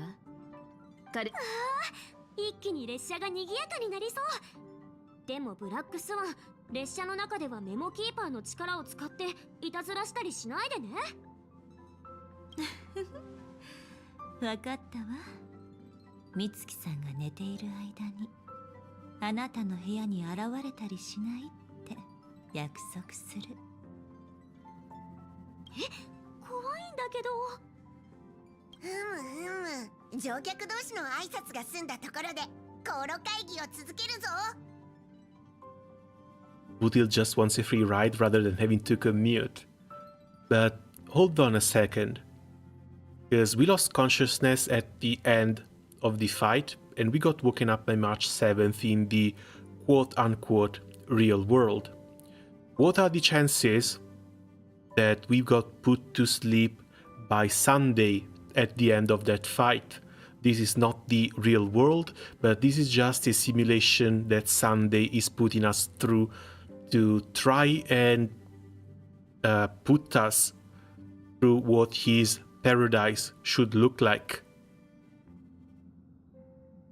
Maybe I'm reading too much into this. But at the same time, once that twist comes out, I am not going to be surprised by it. まず車掌として皆に礼を言わせてくれ。お前らがピノコニーの真実を暴いていなければ、俺はもう二度とミハイルたちのその後を知ることができなかったじゃろうからな。彼らの境遇はいささか残念ではあったが、きっとそれぞれの願いは果たせたはずじゃ。これもすべてお前らのおかげじゃ。本当に感謝しておる。次に今回の航路会議のポイントじゃな。列車の次の目的地を決めなければならん。早速じゃが現時点での選択肢を紹介しよう。一つ目の選択肢は姫子からの提案で、海洋惑星ルサカ。完全に液体で構成された惑星で多くの水生種族が暮らしておる。それから Maybe you're onto something. I haven't seen Himeko taking a single sip of coffee. I don't know. Again, I have my suspicions. Because this feels all too weird. But at the same time, next options should be an ocean planet. The one where Mikhail was from. 二つ目の選択肢はベルトからの提案で、アゲートの世界メルスタイン。そこは性格の災いの原点の一つと言われており、準備のイドリラが消化した地でもある。現在は不滅の美を誇る美しい惑星となっておるらしい。Or a literal planet of beauty. I guess if we go here, we're going to have a lot more Argenti storyline too. 三つ目の選択肢はエド星じゃ。その惑星は広大なイオンストームエリアの中に隠れておって、反物質レギオンの侵略を受けておる。じゃが最近そのエリアからの救難信号が突然途絶えたため、カンパニーが俺たちに状況確認に向かってほしいと言っておるのじゃ。最後の選択肢はブラックスワン提案のガラス光体パドレ・ビニツィアじゃな。絶滅大君風炎によって完全にガラス化された惑星帯で、今では弔い霊人の劇団の有名な支部の一つになっておると聞く。ああ、選択肢が多すぎて迷っちゃう。Well, not to mention, Pom Pom might be giving us options, but we only really have one. The one that the Hoyo dev picks for us. それじゃあまずは各自行きたい目的地を選んで、その後で投票して多数決で決めましょう。救難信号が突然途絶えたのであれば、おそらくは手遅れだろうが。うちも賛成。七死人としてうちらは江戸星の人たちに手を差し伸べるべきだと思う。君たちの判断は間違ってない。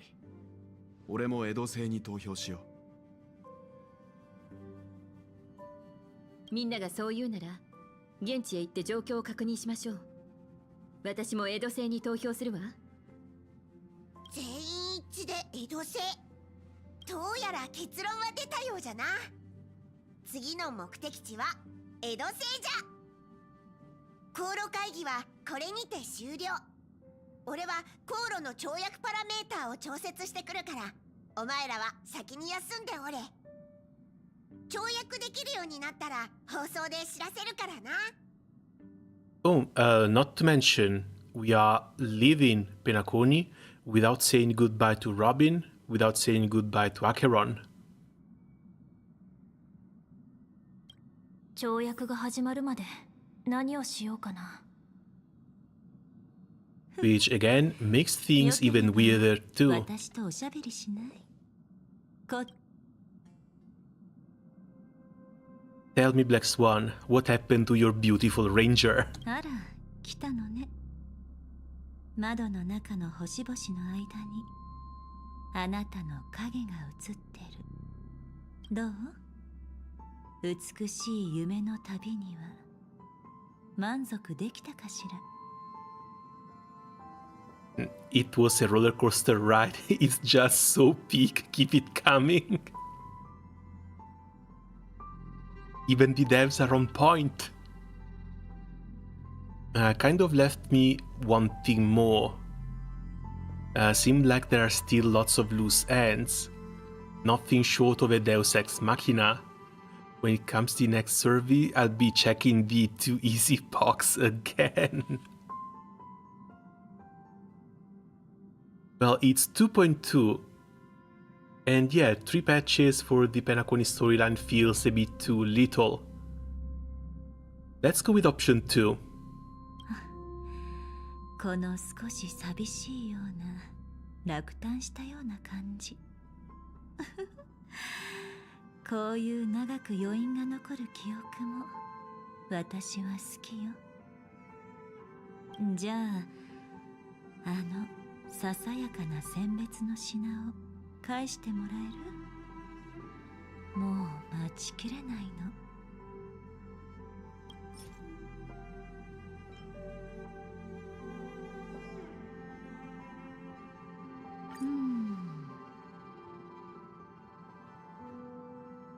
あら？いえ、なんでもないわ。ただ、あなたの記憶の中にとても面白いものを見つけたの。詳しく説明する前にあなたに謝らせて。実は私が渡したこの選別は記憶域のコンパスじゃなくて、ただの空っぽの公園水だったの。Sparkle is also still running loose and giving up bombs left and right. Yeah, but that's also just in the dreamscape, so those bombs aren't really going to hurt anyone. Again, I was sort of expecting a big Charmony Festival to happen, and Sparkle using those bombs to wake people up from from being put asleep by Sunday. Which is something that hasn't happened. 私たちが初めて無境ホテルに入った時、あなたの仲間 Which is yet another point that leads me to believe that we are not leaving Penacony today. あれにも似たような機能があってね。Isn't 3 patches the standard for the main story, then additional patches for loose ends and previews foreshadowing for the next one? This is only the version 2. It's a little bit difficult to say. Because from 1.0 we just had Belobog followed by the Xianzhou. それのおかげで私はいつでもあなたのことを感じ取ることができて、危険に遭遇した時もすぐに手を貸せたわ。でもそれは本質的な機能ではないの。公園水は凝固した事象を封じ込めるために使われる光の断片なの。この公園水も同じよ。これはあなたの記憶を最も鮮度のいい状態で記録することができる。そして私が楽しむための唯一無二の記憶になるの。 Oh, cool. Black Swan can basically make light cones. この世の万物は精神と知能から生まれたもの。その力こそが記憶。世界に取り残されないようにするには、世界に自分のことを記憶させる必要がある。人の一生は長いように見えるけど、力を持った記憶はその中からほんのわずかしか抽出できない。嬉しい記憶、悲しい記憶、楽しい記憶、重苦しい記憶。でも If that's the case, I wonder if she can actually tap into the memories from before MC got brainwashed by Kafka. 記憶は未来の投影よ。その投影の中に私はあなたの唯一無二の価値を見た。あなたは世界を感服させるような記憶を作り出せる。その記憶は宇宙の未来の方向性を映し出せるの。そしてその記憶はこの窓から見える星々のように輝くことでしょう。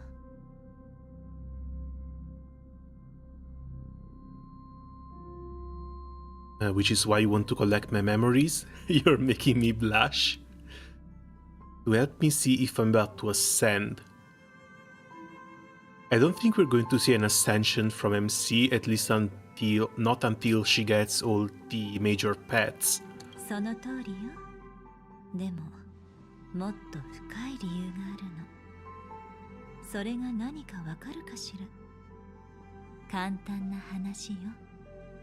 それはファミリーの華やかながらも虚しい夢の中で全てを見届けたのがあなただけだから。What does it mean? Stop speaking in riddles.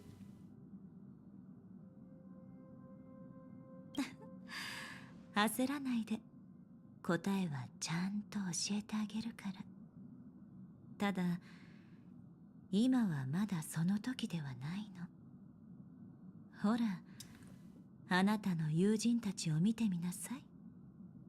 彼らは次の目的地のことで気持ちが高ぶっていて、現在と未来に対する期待に胸を膨らませているわ。今種明かしをしてしまったらあまりにも興ざめでしょ。タイミングを選びたいのよ。あなたが完全に肩の力を抜いている時、ぼんやりしている夜、眠りにつく瞬間が一番いいかもしれないわね。夜にしましょう。キャンドルとアロマ、柔らかいベッドも用意して、あなたに心地いい夢の世界を作ってあげる。そしてちょっとした寝る前の物語として答えを聞かせて。 Don't tempt me with this good a time, Black Swan. Come on. 各乗客は注意せよ。各乗客は注意せよ。まもなく跳躍が始まる。まもなく跳躍が始まる。おとなしく座っとくように。ついに出発するみたいね。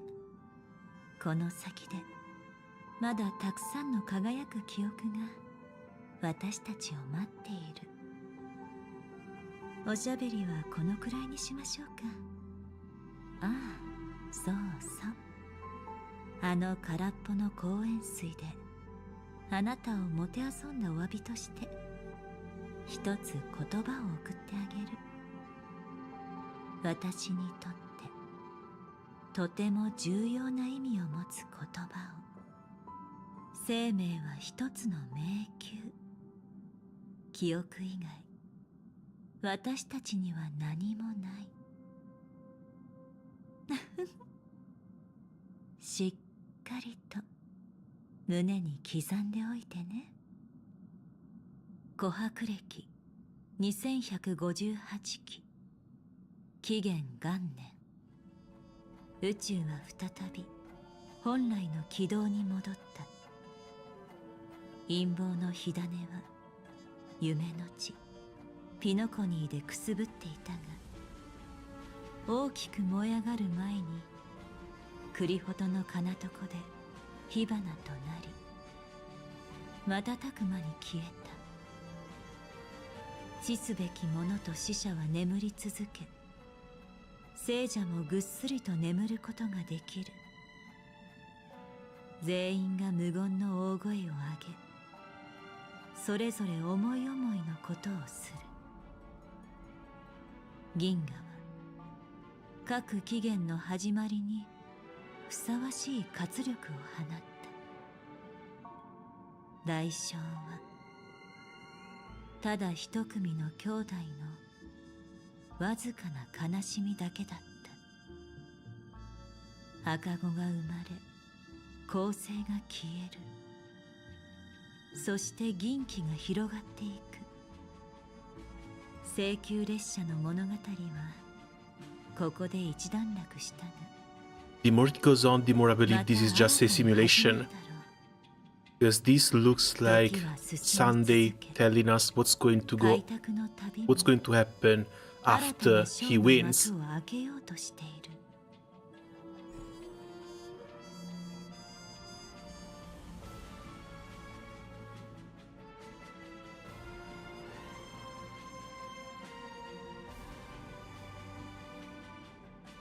The credits.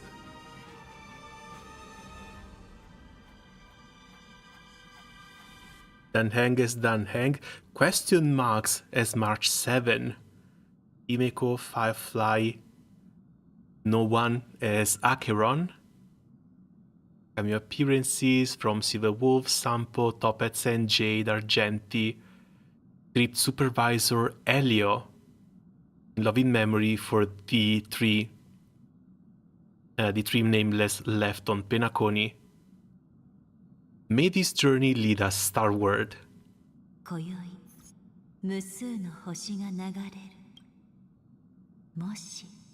But why do I get the feeling this is not the true end?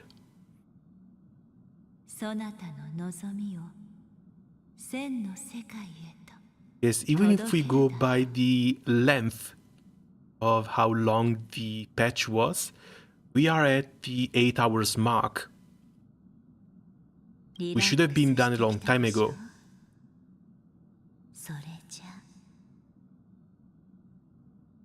Let's see, I'm not feeling relaxed right now because this doesn't feel real. I don't know how to explain it, this doesn't feel real. 寝る前の物語を聞かせるときね。先に結論から言いましょう。サンデーさんとの戦いでは列車の面々、さらにはピノコニーのすべての人が敗れ、誰も生き残ることはできなかっ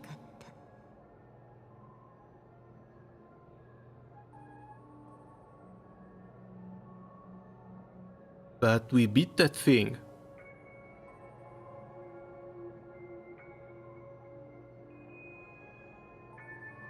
でも心配しないで。恐ろしい事実だけれど、まだ取り返しのつかないことにはなってない。人々にはまだ一筋の希望がある。私はそのために来たの。これからあなたのすべての記憶を記録したこの空っぽの公園水を使って、これまでに起きたことを語り直してあげる。物語の終わりが近づいてきたら、賢いあなたなら身をもって体験したこの物語には致命的なほころびがあることに。Yeah, I had this scratching feeling at the back of my mind. I knew that couldn't just have been the end like that.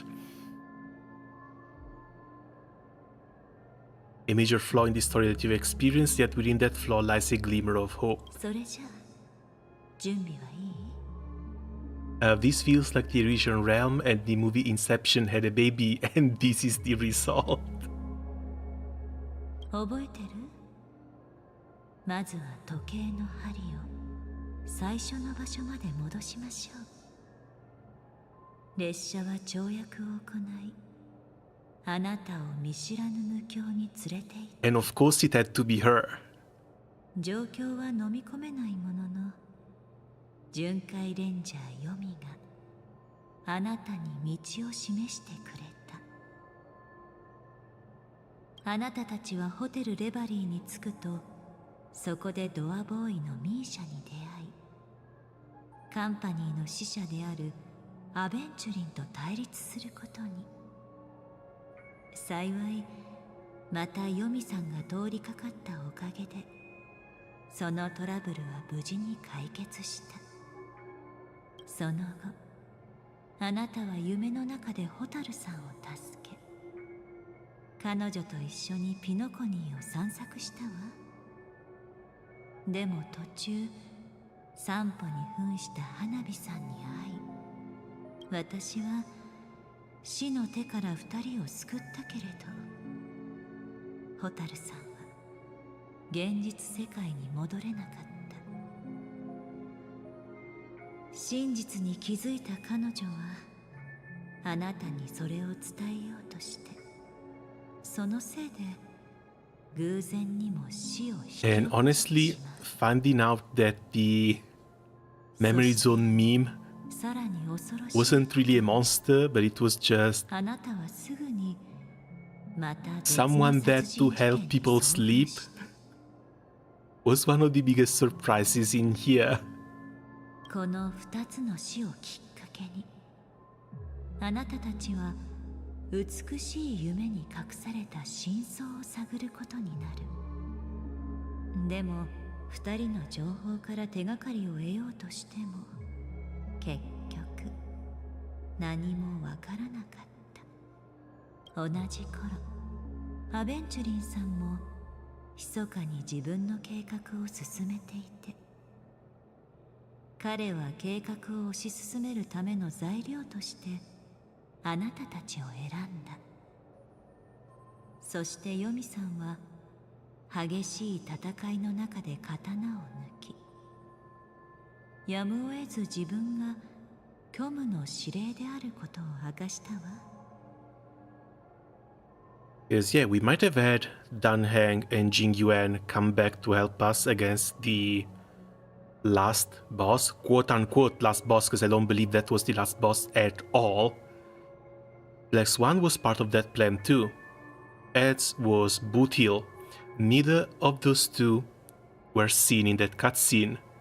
その一撃はアベンチュリンさんを倒しただけでなく、美しい夢と最初の記憶域を結ぶ通路を切り裂いた。あなたたちはドリームリーフにたどり着き、死が Just give Acheron her can already. Poor Acheron being canless.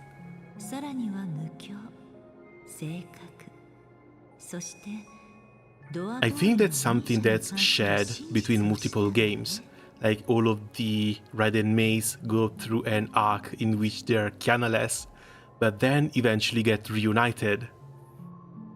She must be through that arc at this point.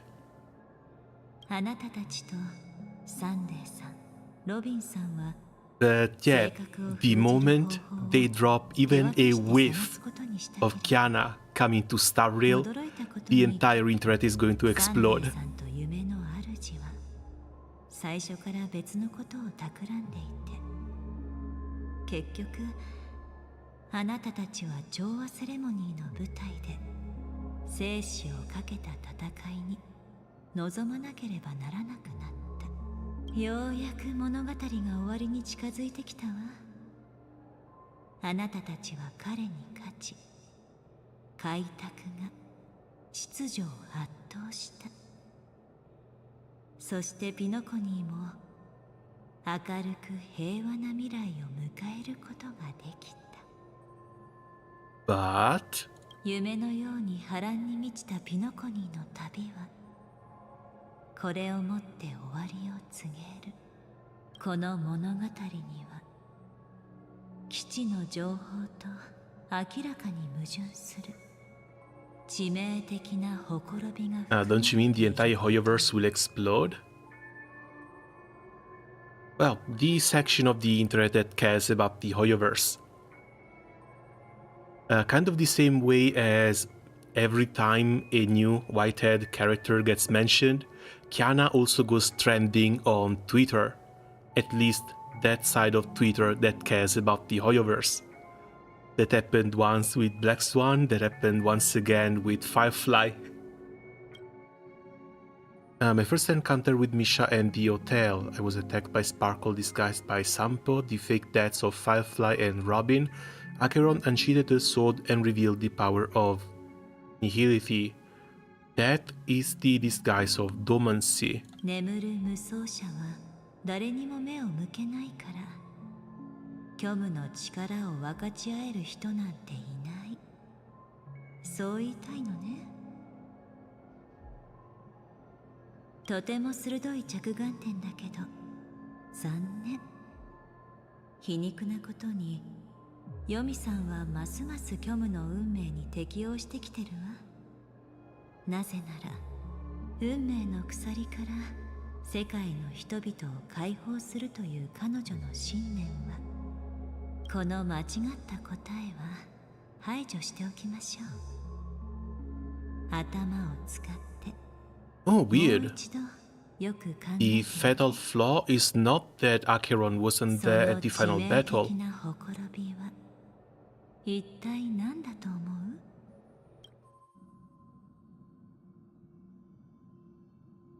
？First encounter with Misha at the hotel.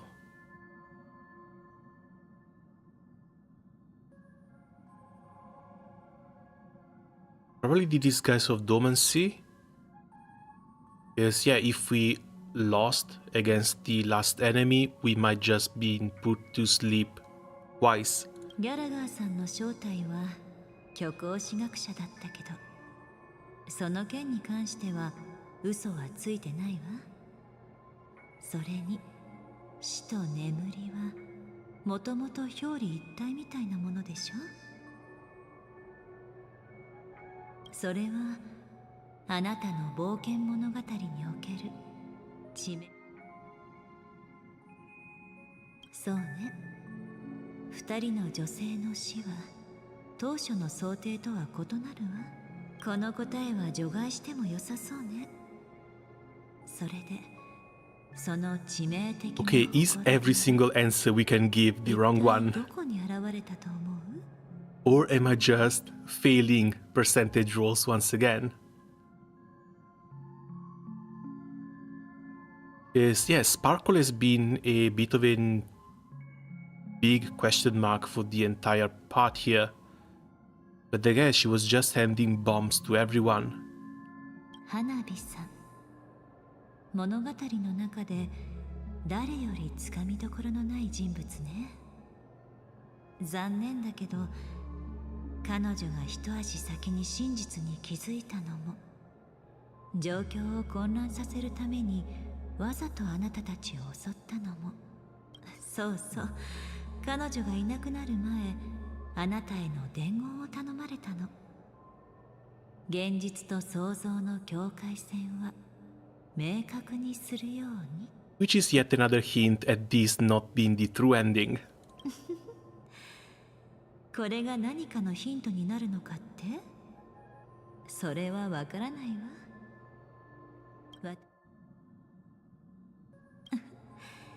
ミーシャそれとも今は時計屋さんと呼ぶべきかしら。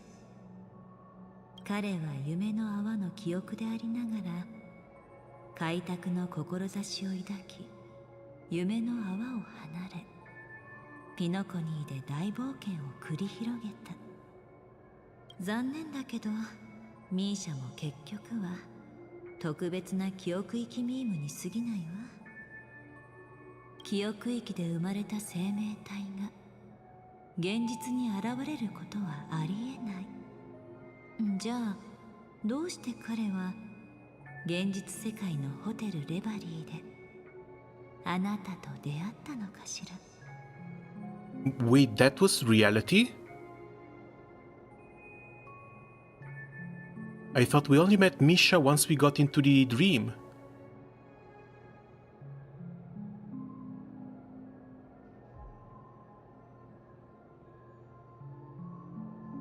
答えは簡単。それは彼こそが全ての基地の情報と矛盾する致命的なほころびだから。今この瞬間もまだ無境の中にいることを意味しているわ。 Okay, so when Misha died in the dream, he wasn't actually dead since he apparently has a body in the real world. But how the hell does that even happen? 目を覚ましなさい、寝ぼすけさん。この果てしない夢から抜け出して現実の世界に戻ってくるの。 Yeah, the very first encounter with Misha, you meet him very briefly at the Reverie Hotel in 2.0. 答えを見つけられるわ。 Yeah, but that was after we meet Acheron. Because Acheron we meet for the first time in the train before we even get to Penacony. まもなく跳躍が始まる。5、4、3、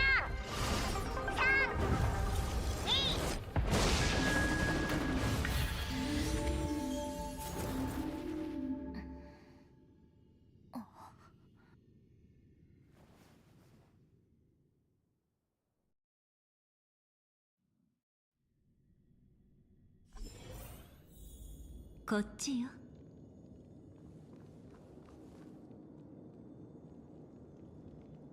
What a trip! また一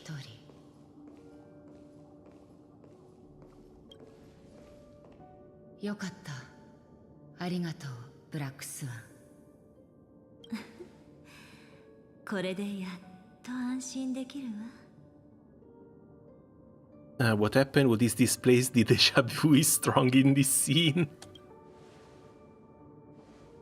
今はまだ状況が飲み込めていないだろうが、できる限り説明しよう。ただ、すべてを説明する前に、一つ理解しておいてもらわなければならないことがある。ここは無境と現実世界の狭間。エナの夢から目覚めた人々がいる場所だ。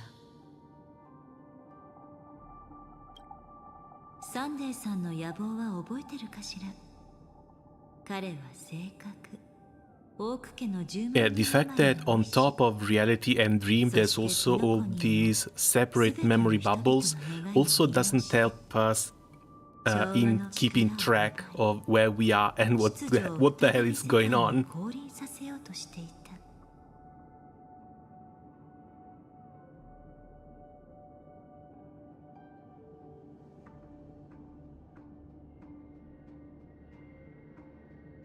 残念ながら真実はそれだけじゃない。アスデナに入った時から私たちは性格の影響を受けていたんだ。From the moment you got to Penacony, we're already in the dream. Misha is the indicator because Misha cannot exist in reality. So we actually never got out of the Extra Express.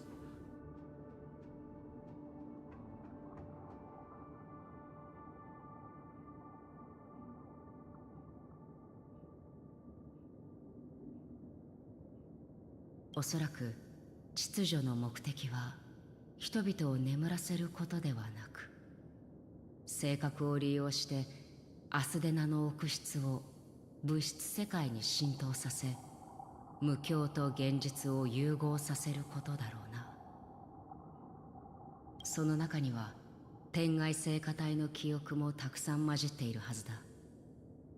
長い時を経て夢は現実と区別がつかなくなり、現実にも幻覚が現れるようになった。誰もが自分の意識ははっきりしていると思っているが、その精神はすでに秩序の殿堂に入っている。それもエナの夢の恐ろしいところね。秩序に支配された楽園では、誰もが自分にとって完璧な夢を手に入れ、幸せに暮らしていくことができる。多分その唯一のほころびを除いて、あなたが夢の中で経験したことは実際に起こったことなんでしょうね。そうでなければ彼があなたを、ピノコニーの危機を救い、開拓の次の旅に出発するという理想的な終着点に導くことはできなかったと思うわ。ヨミさんが事前に策を練っていなかったら、私たちは永遠にこの夢の中に幸い秩序の運命は万物を支配しているが、虚無そのものには影響を与えられない。私も夢の主があらゆる代償を支払って私を追放したとき、それに気づくことができた。これがあなたが彼女と一緒にいた時に違和感を覚えた理由ね。ただメモキーパーである私も、やっぱり秩序の影響からは逃れられなくて幻覚に陥ってしまったの。 Why don't we just pinch ourselves, know if we are in a dream or not? Being this heavy on an illusion, that might not actually help much. Especially if this is a two-stage dream. Because if there's like real world, then Ena's dream realm in which we also met Misha, and then inside of that there's the Penacony dream realm where the rest of the adventure goes on. Like if you wake up from from Penacony, if something happens, if you die, quote unquote, in Penacony, you wake up into Anna's dream. You do not wake up in the actual real world. That's the big problem here. でもあなたの記憶のおかげで今活路を切り開くチャンスができたわ。 But with Anna being dead, does Sunday actually have this much power to envelop the entire planet in another layer of dreams? 普通の人間が運命の偉大な力を手に入れたとしても、神のように完璧な世界を作ることはできない。だからあなたの夢にも欠陥が生じた。要するに世界の異常に気づくことができれば、意識を夢から抜け出させる機会もあるということだ。そしてあなたの無境の欠陥は現実世界には現れないはずのミーシャよ。あの子に関する記憶のページをめくったとき、私も自分が幻覚の中にいると確信したの。Didn't expect it all comes back to Misha? Yeah, exactly, from the same person where everything started. We still have a fighting chance, but we have to wake up 今 an entire planet. 調和セレモニーを利用してハルモニア聖歌隊の権能を奪い取った。それによってアスデナはエナの夢に落ち、人々は等しくその音符に変えられている。敗北したからといってあなたたちが弱いというわけではない。むしろ強者だからこそ美しい夢に立ち向かい、秩序の束縛を打ち破ることができたんだ。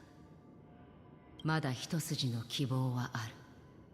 それを実現するためにブラックスワン、頼む。同じような強者のところへ私たちを連れて行ってくれないか。二人ともついてきて。この人たちはエナの夢を受け入れ、幸せな幻想に溺れている人々だ。今のところ、彼らが深く眠っている原因を揺さぶる方法はない。あなたのクロックトリックでも効果はない。They're so immersed in the maniacal fantasy that they completely fail to notice your very existence. So these are more of the satisfied people, untunable. Clockwork is completely ineffective.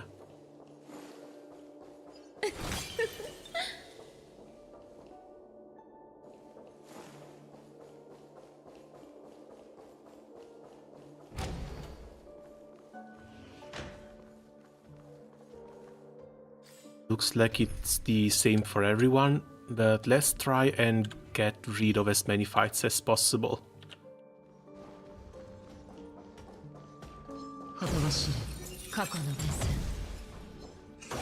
This is still one of the most overpowered abilities they gave us. Being able to skip these fights and also get the rewards just by touching them.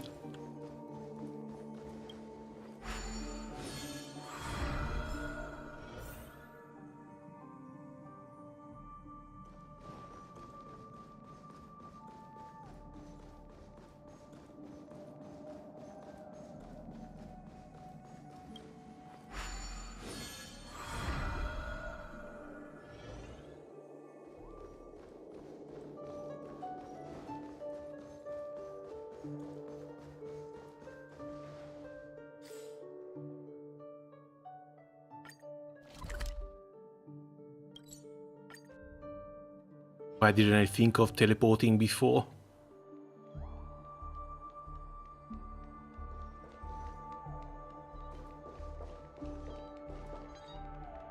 Blessed be these slumbering ones. Thou hast heeded my call, heeded my call.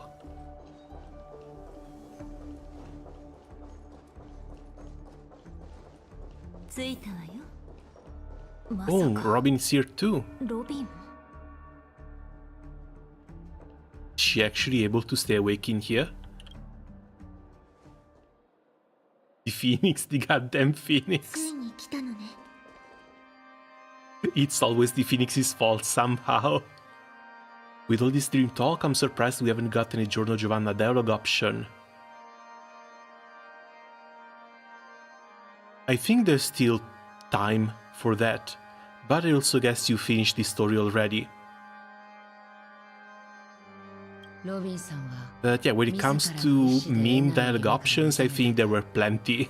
そして強い彼女は諦めることなく歌い続けることで私たちをここまで導いてくれた。私が目覚めた理由はあなたたちと同じよ。夢の中で現実では絶対に起こり得ないことを経験したの。Was it your brother's betrayal? I bet it was your brother's betrayal. 本当にひな鳥を鳥かごに入れるの？その子には自由に空を飛んでほしいのに。このひな鳥はまだ弱い。僕たちがお世話してあげないと。そういうわけじゃないけど。じゃあこのひなが空に戻れるようになるまで一緒にお世話してあげよう。鳥は空を飛びたいからこそ翼を持って生まれてくるんだ。たとえいつか地面に落ちることになるとしても鳥かごに閉じ込めるのは良くない。鳥は生まれた時から空のものだからね。僕たちも。その幻覚は甘すぎてただの夢であるとはっきりと気づかせてくれたわ。これは私たちの最後の希望でもある。エナの夢はハルモニア聖歌隊童顔の化身によって成り立っていて、ピノコニーのすべての生命の願いが一つになった時にだけ現れるの。今それは人々の夢の中で眠りたいという願望によってとても強固になっているわ。破壊するためにはピノコニーの全員に夢から目覚めたいと思わせる必要がある。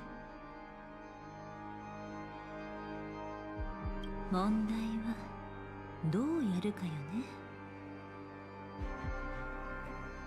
I'm curious too. That doesn't sound simple at all. Maybe we should just go back to Ina's dream. 人間が抱く美しい幻想への憧れはほとんど執着に近く、その真理は無意識のうちに残酷な真実に抵抗するのよ。私だってわざわざ彼女が完全に無防備になるよう準備を整えて、彼女自身に真実を明らかにさせることでようやく目覚めさせることができたんだから。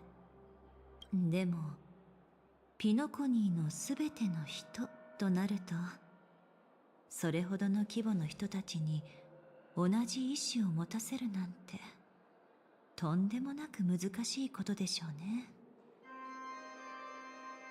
And at the same time, I don't think we can just force them awake. ああ、この計画はアイオンを復活させるのと同じくらい難しいかもしれない。だがそれでも黙って見ているわけにはいかない。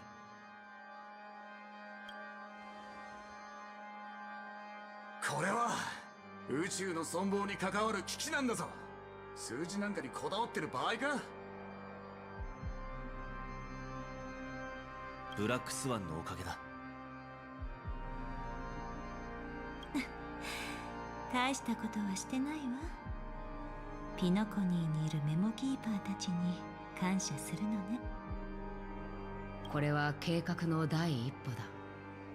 ガーデン・オブ・リコレクションの助けを借りて、あなたたちのように強い人々が徐々に夢から目覚める。だがこれほど大きな無境を前に数十人では数が少なすぎる。短時間で数十万数百万単位の自由意志を目覚めさせるために他の方法を考える必要があるな。And if you need to force people awake, I guess someone has been handing out bombs to blow them up. 内部からの突破が難しいなら外部に助けを求めればいい。Thoughts on Bootheel? I have not seen his kit.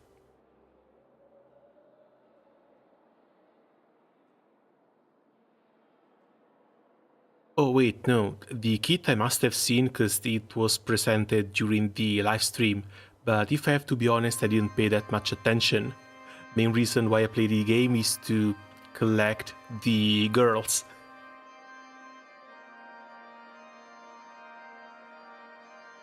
I hear he's going to be really damn strong, even if he's focused on breaks and break damage, but we're going towards a break damage meta with the Harmony MC and Run Mei in our teams.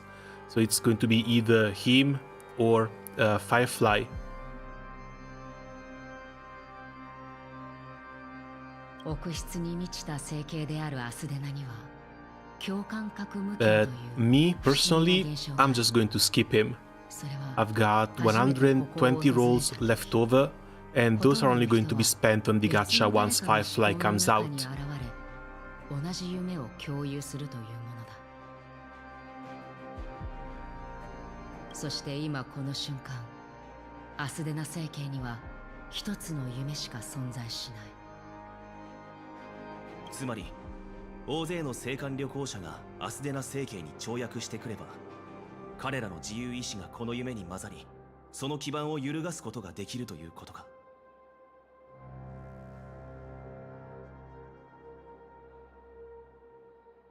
This is Dan Heng wanting to use DJ Dabacus once again.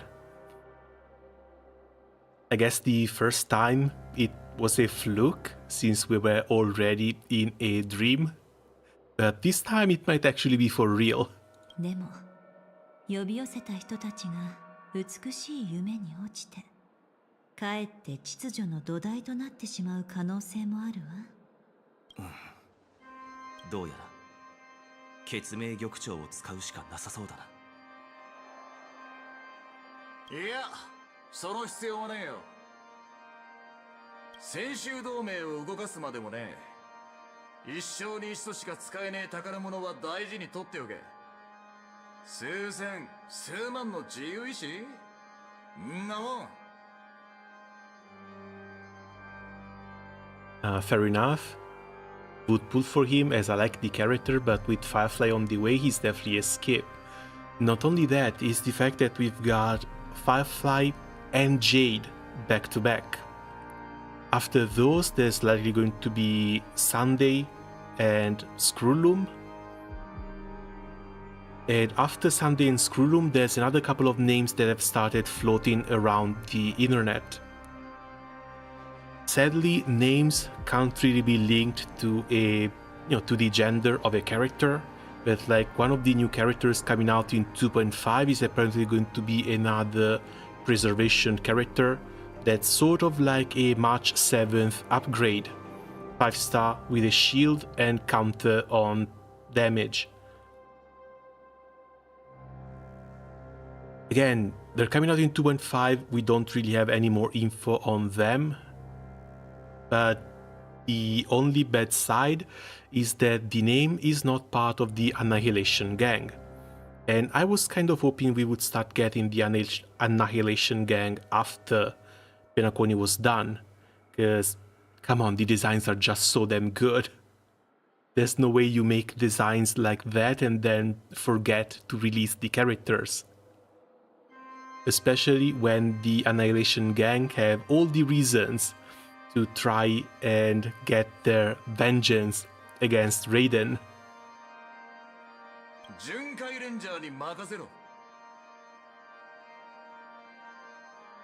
But I thought the Galaxy Rangers weren't really a unified group. まさか巡回レンジャーを集められるのか。外の連中は巡回レンジャーは神出鬼没で互いに連絡も取り合ってねえと思ってる。実際は We did get Yuki Inferno at least, or what's left of him. Honestly, for being chopped up by Raiden, those pieces are way too big already. ヨミ、これがなんだかわかるか？私が返した遺物だな。ああ、これの持ち主はあんたに教えたはずだ。こいつは巡回レンジャー以外には何の価値もねえ。本来の持ち主のとこに戻って初めて力を発揮するってな。なぜならこれは副葬品で、巡回レンジャーのために輝かしい戦功を挙げた英雄しか持つ資格がないからだ。こいつの光が宇宙に現れたなら、それは巨星の墜落を意味する。そして無数の流星が空を切り裂く。それは集結する巡回レンジャーの火花だ。奴らは銀河の各地から駆けつける。理由を問わず、対価も問わず。ただ俺ら共通のラインを守るためだけに。As a character, honestly, so far, the first impression is very, very positive. Bootil looks like a lot of fun, and the fact that they cover up all his swear words is also a little bit endearing. Meta-wise, he should be pretty strong too. It's just that he came out sandwiched between Robin and Firefly. There are very few characters who can survive that. Sadly, he's not one of them. 俺らは長いこと沈黙してた。宇宙の臆病者、ダニ、圧星者ともに巡回レンジャーの名を思い出させる時が来たんだ。俺が最初の一撃をぶちかましてやるぜ。無境が揺らいだら計画の第2段階は私に任せてちょうだい。調和の歌声で Getting the Yoimiya treatment, but it might actually be worse for him, because when it comes to Honkai Star Rail, the reruns, it's almost impossible to roll on the reruns. Especially if you are either a free-to-play or a low-spending player. Like, reruns might as well not exist, because if a character is getting rerun, there's often more powerful characters of the same path, or with new mechanics that are going to be more meta-relevant coming out soon. Say I skipped Woho, but I now have no real reason to get Woho. I skipped Fujuan. That actually hurt a little bit, but at the same time, I've been fine without Fujuan. Same thing is going for... I almost called her Firefly, damn it. Same thing goes for the Crazy Girl, the new buffer, the Quantum one, what's her name? Sparkle. She's good, she's really damn good, but I've got an E1 Bronya at home and she's doing fine for direct damage teams. And by the time Sparkle comes back in the rotation with a rerun, I will already have more buffers that will also be more meta-relevant to the current content. So I'm never really going to have another option to roll for Sparkle. And for DPSs, it's worse too. 人間には強い人と弱い人がいるけれど、開拓が英雄の使命であるなら、調和の責任は強きをもって弱きを助けること。ピノコニーの救世主はピノコニーの人々自身でなければならないの。それぞれの幸せも道も彼ら自身の手で切り開くべきよ。私は七死人ではないけれど、必要とするすべての人に空へ飛び立つ勇気を伝えたい。While I may not be a nameless, she says, when she's about to become one. もちろん、その中には兄様も含まれてるわ。エナの夢は、兄様にとっても、すべての人にとっても、あまりにも残酷だもの。綿密な計画のように聞こえるけど、少し理想を語っているだけのような感じもするわね。人間の弱さは一朝一夕で克服できるものじゃないわ。そうした努力 Kamen Rider better than a mecha PG-13 swearing cowboy. That too. But no, this all stems from the breakneck pace at which they release new characters. There's 2 new 5 stars per patch with a new 4-star on toe. It's too much, it's way too much. そうだな。だから計画で一番大事なのは、すべての人の気持ちを変えることではなく、すべての人に自己救済を選ばせることだ。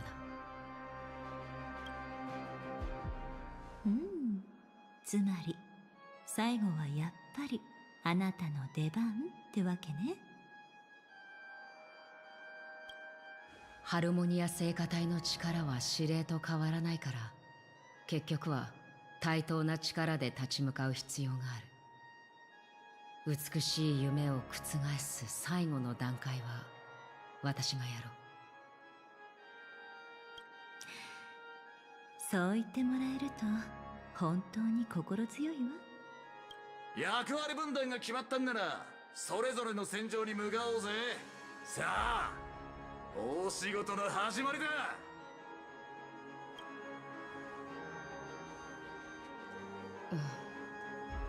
少し二人で話せるか。もう一つ説明しておかなければならないことがあるんだ。For you, even 2 moments. この盛大な宴はもうすぐ終わる。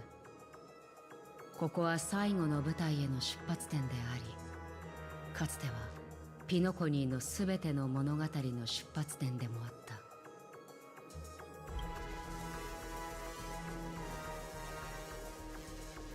Whatever we're facing, I'm prepared. This is where Firefly uncovered the truth. Your words still carry a profound significance. ああ、彼女が最初に死の向こう側に別の世界があることに気づき、そのあなたは知っておくべきだ。果てしない夢の中で私があなたたちと状況を打破する鍵を見つけられたのは、すべてある人物の献身と努力のおかげだということ。Not to mention, Firefly has been watching our back ever since we got in here. It would be a crime not to pull for Firefly. その人物こそホタルだ。夢から目覚めた彼女は星の海で列車を見つけ、秩序の残党に関する情報を教えてくれた。それには脚本の We still 助けもあ over ったのかもしれ 20k ない。 credits too. その代償は、あなたも知っての通り、密航者であるホタルは私たちとは異なる方法で無境に入った。ホテルのドリームマシーンやファミリーの助けもない。彼女が夢から目覚める唯一の方法は本当の死だけだったんだ。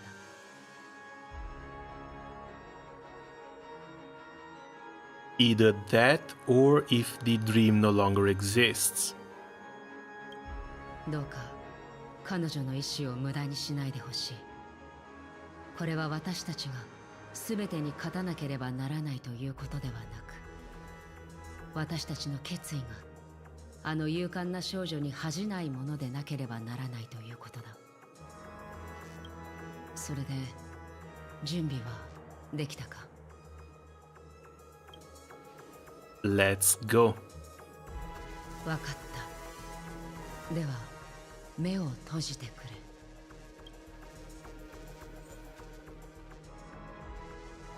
Team must include Harmony MC, Boss is hidden, Fire and Lightning.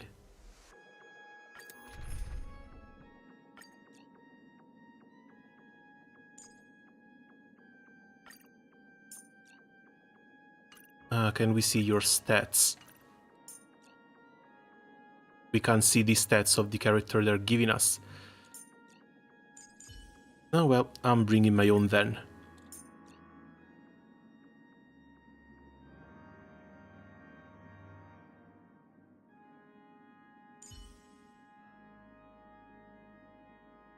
I guess you can still run with fire breaks.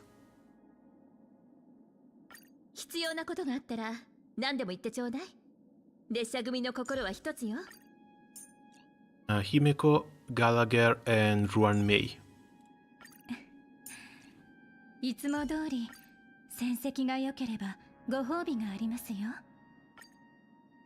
Doesn't make too much sense as a team, but hopefully it's going to be good enough. この雨はどれくらい続いている？私の記憶が正しければおそらく数年、数十年、あるいは数百年といったところか。遵守の意志は命が尽きても消えることはないが、幸いついに亡者の魂を導くことができた。これでもう生前英雄だった彼らが虚無の傀儡になることはないだろ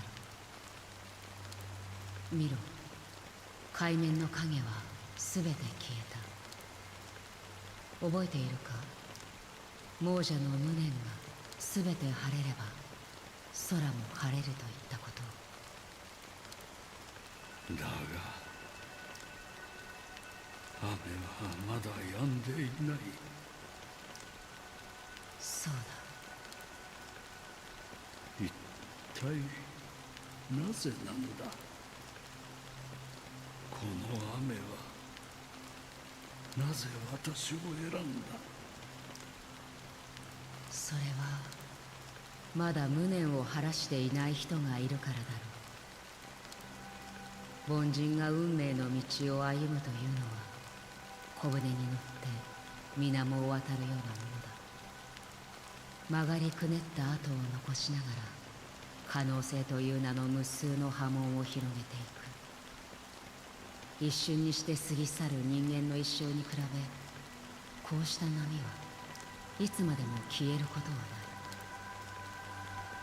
そして中にはその存在の痕跡が強烈すぎて、その一筋の波に自分の影を残してしまう者もいる。I'm sorry, I'm going to take 30 seconds to run to the bathroom. I'll be right back.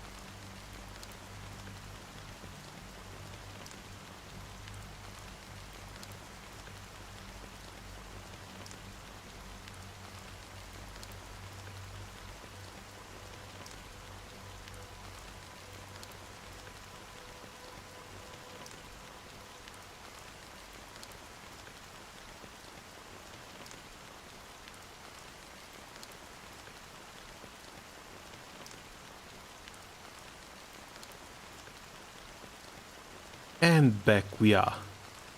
Just in time to keep looking at Acheron wax poetics under the rain.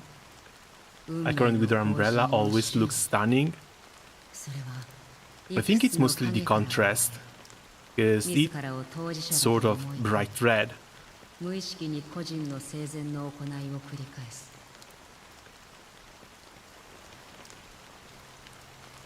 それは虚無から生まれ、虚無へと向かい、無意味な生涯を送る。そんな虚しい幻影の一つが、私と一緒に長い日々を過ごしてきた。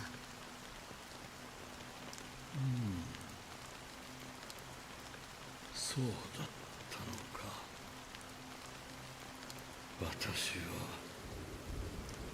もう死んでいるのか。そうだ。君は私を見守ってくれているのか。そうかもしれないな。私の役目は黄泉の森人だから。虚無の深淵への道を守り、その中に落ちたがらないすべての命をこちらの世界に戻れるよう導く。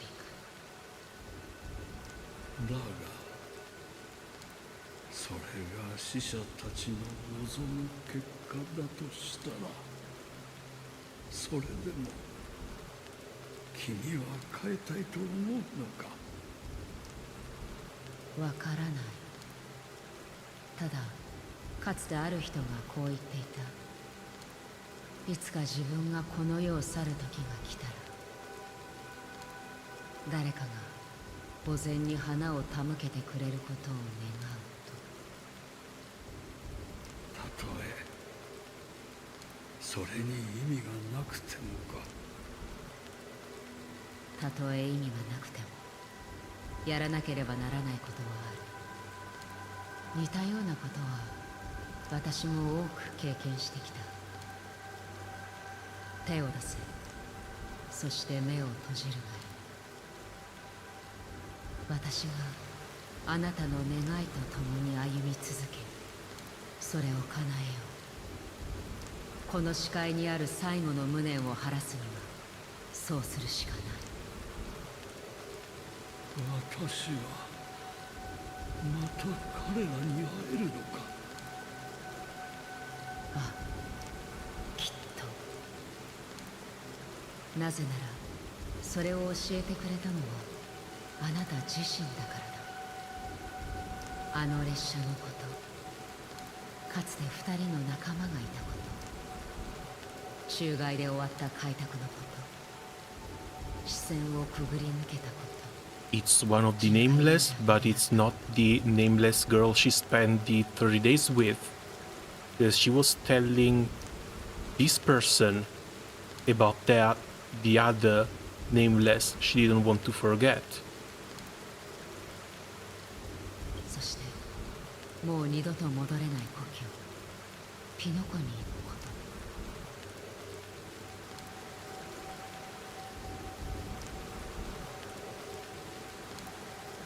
So it's not Mihail, it's the third nameless from Penacony.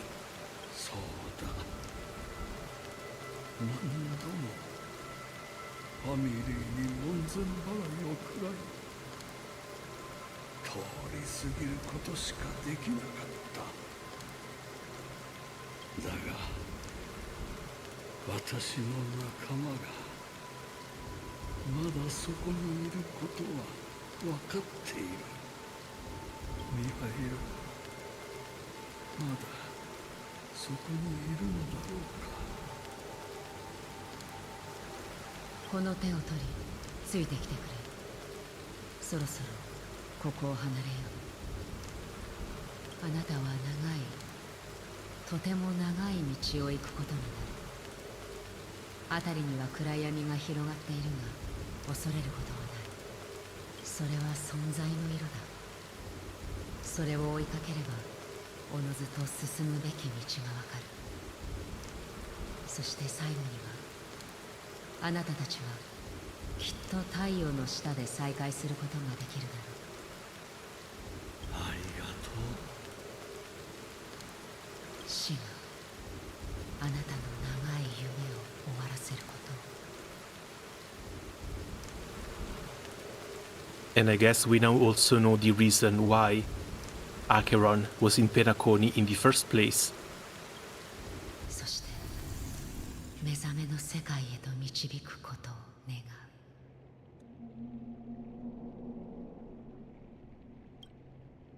う。存在の地平線へようこそ。ここは眠る無双者の無数にある姿の一つであると同時に、目覚めた人々が虚無に別れを告げる出口でもある。ここで最後のお別れをしよ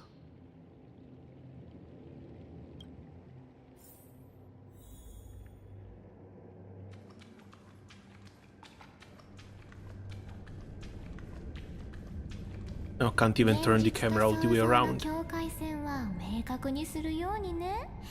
わかった足毛ちゃん。生命は一つの迷宮。記憶以外私たちには何。君の計略が決して露見しませんよ。エナの夢は兄様にとっても全ての人にとってもあまりにも完璧ではないがしたり。乾杯。招待状の質問を覚えてる。生命体はなぜ眠るのか。そう、生命体はなぜ眠るのか。私たちはまだその答えを見つけられてないが、もうこの夢から目覚めようとしている。あるいはそれが答えなのかもしれないな。ここから出て来た場所へ戻るんだ。そしてピノコニーを夢から目覚めさせよう。 Will you come with us? What if folks don't wanna wake up? Will I get to witness your hidden power? Yes, we're doing that already, so will you come with us remains as the most important question. 言っただろう。私たちの計画は全ての人の気持ちを変えることではなく、彼らに自己救済を選ばせることだと。あなたは人はどういう時に自己救済を選ぶと思う？答えは窮地に陥った時だ。深い海で溺れている人のように、人間の体と心は重圧がかかると苦痛、迷い、絶望が生まれる。だがたとえ人間の弱さゆえに彼らが歩みを止めたとしても、本当に前に進めなくなった時、人は必ず自らを救おうとすると。この利己的な本能があるからこそ、無駄な抵抗だと分かっていても人々は全力であがく。馬鹿げていると思うかもしれないが、これも一種の構想なんだ。そしてあなたは人々に道を示してくれ。救世主としてではなく、普通の人間の中にいる七死人として。そうすればあなたたちはきっと太陽の下で再会できる。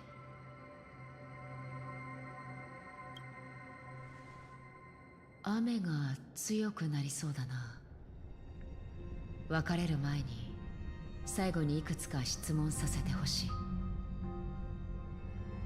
これまでの美しい夢の中で、あなたは多くの人々、多くの出来事と固い絆を築いてきた。その絆を自ら断ち切ることに恐怖は感じるか？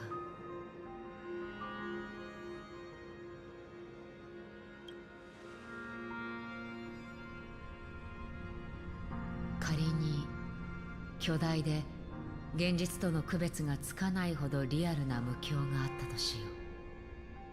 そこには別れがなく、誰もが満足感と幸福を得ながら永遠に楽しく生きていくことができる。あなたはその中で暮らしたいと思うか？ I would never ever want to live in a dream. Again, this is very Final Fantasy Tactics Advance.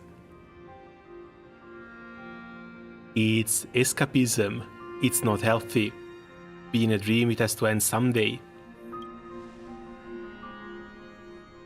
なら、その美しい夢が壊れ、あらゆるものが消えてしまうとしよう。友人、家族、赤の他人、そして爽やかな風、空を飛ぶ鳥、星々。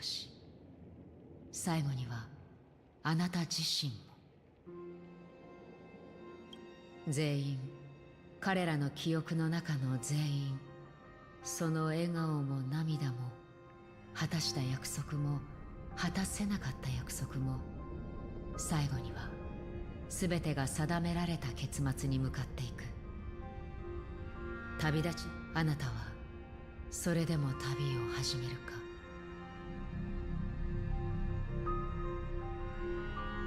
I would still blaze a trail without hesitation. そうか、よかった。重要なのは答えではなく、あなたが決断を下したということだ。I think they should have still given us multiple choices for the answer, but I guess this is just a way to show the unwavering determination that the Trailblazer got in this moment. 耳で聞き、手で触り、頭で考えることで感じ取れるものがある。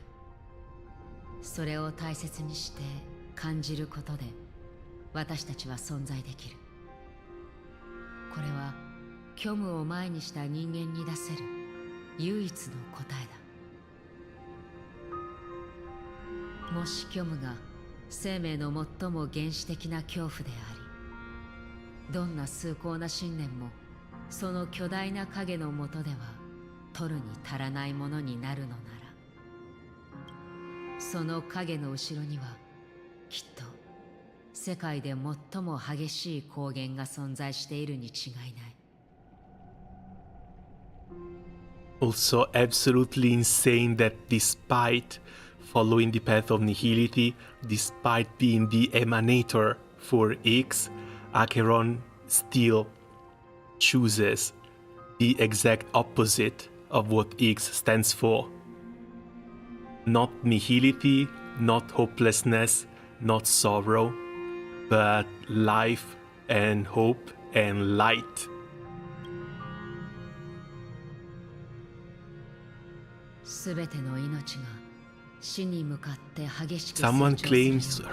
Someone claims she's just a representative for Raiden Mei from Honkai Impact, but the way they've handled Acheron in here, just absolutely magnificent. 私たちは虚無の果てに向かってその最初の光を追いかける。虚無の中にいながら人々が虚無から離れていくのを見守る。なんと馬鹿げた無意味な使命なのか。だが必ず誰かが果たさなければならないことだ。 With a little, there's still more. Oh yeah, I know. We are like 9 hours at no, not we're like 10 hours into the story quest at this point. Strange that there's still more, but again, no matter how much more then they can add, there's no way they can make me love Acheron more than I already do. 君が切り開いた未来が私の未来ではなかったとしてもきっと他の誰かの未来にはなるだろう。君の過去はどんなに辛いものだったんだろうな。なら私も意味のないことをしてみるとするか。最後に君の名前を教えてくれ。 Will we actually get a real name? もしかしたら次の瞬間には私の存在が消え、このだが私は信じている。君の名前は誰かに記憶されるべきだと。この宇宙はきっと君の名前を忘れないだろう。思い出すのが難しいこともあるが、一方で忘れられないこともある。それが記憶というものだ。過去によって作られ、遠い未来に意味を持つ。今でも覚えている。それは私の旅の始まりであり、人生における赤の根源である。それが私の名前。ライデン、防戦。What the fuck?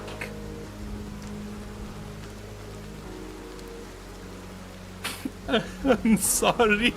What the fuck? XP my ass.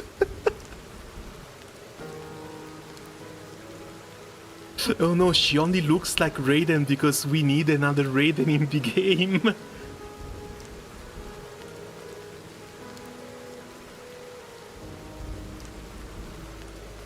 And they made us wait 3 versions for this. Raiden, Bozen Mori, Mei. Is this going to also change her name in the archives? Because this might have to.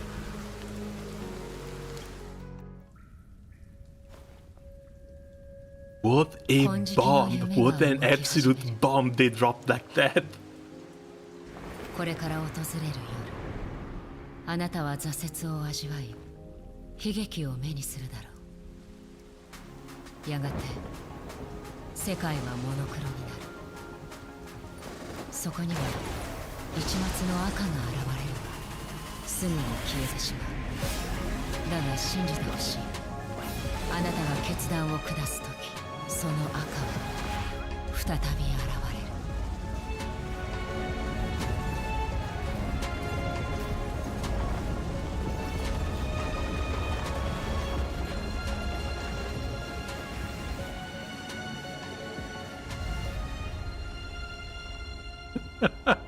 I still can't believe it, we got it.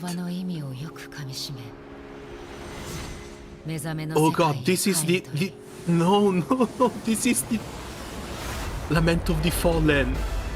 That was Raiden grabbing Kiana while she was falling. Straight from Lament on the Fallen. What the hell? They keep putting all this stuff in, Jesus Christ. And now it's time for the boss fight. Now it's time for the actual boss fight. This is peak. This is absolutely peak. What the fuck?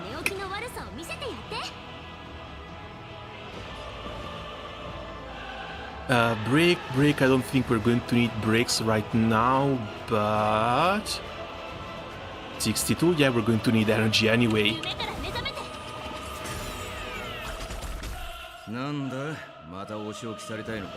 It's the Herrscher of Thunder, Mei, Herrscher of Void, Kiana, Fallen Scene, exactly. The... let's just call her Raiden at this point. We're on a name-to-name basis. But Raiden extending the hand towards the number 3 nameless from Penacony was already sort of hinting that, but Stell falling, Raiden grabbing her by the hand like that, then yeah, that is like top fangirling moment of the entire version. They were absolutely insane for this. And if they continue like this, then yeah, Star Rail is winning Game of the Year for another time too.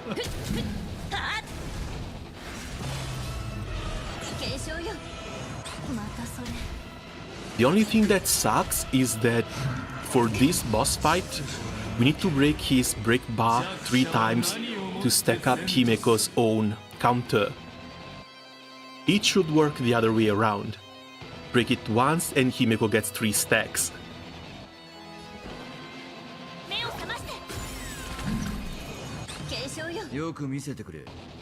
Also, I think they changed some of the voice lines, because MC just went Mewo Samaste, which means wake up.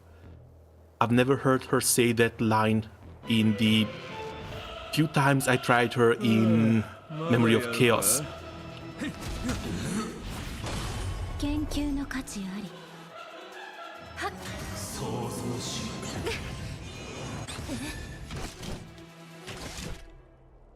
You break nothing, you're going to come in with a double break, that's nice.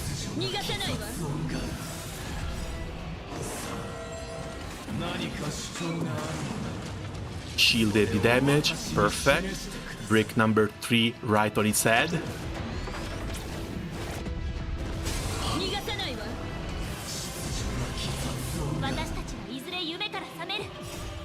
And now we go with the super break.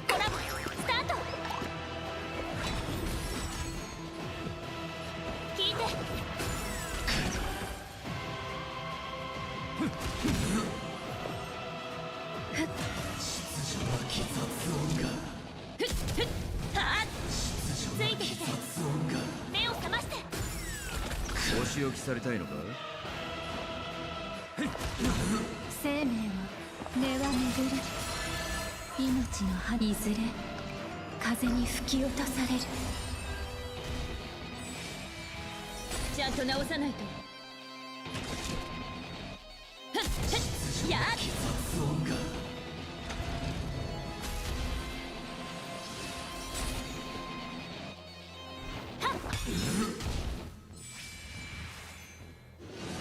またそれ。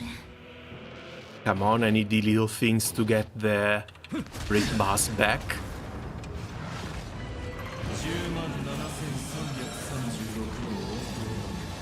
あなたたちに通告。栄光の合唱に加わり天道に帰りなさ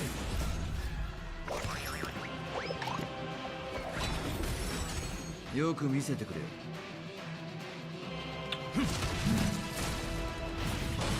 研究の価値あり。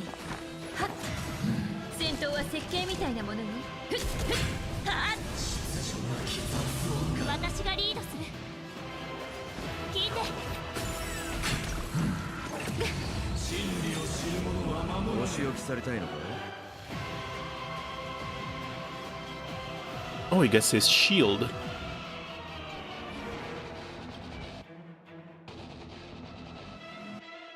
If we live in the light, unremovable, increases damage dealt by 30%, decreases damage taken, toughness cannot be reduced, lasts until the shield is depleted.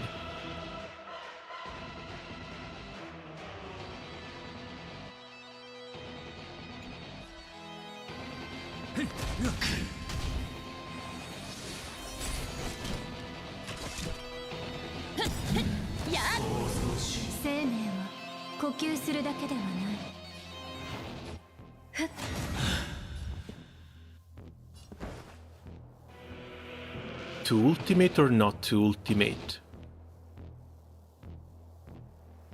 I guess we're going to have to wait a little bit longer because all of the small spirits are still going to suffer from the extra break from Ruan-Mei. Might just recharge it by then, so let's go ultimate.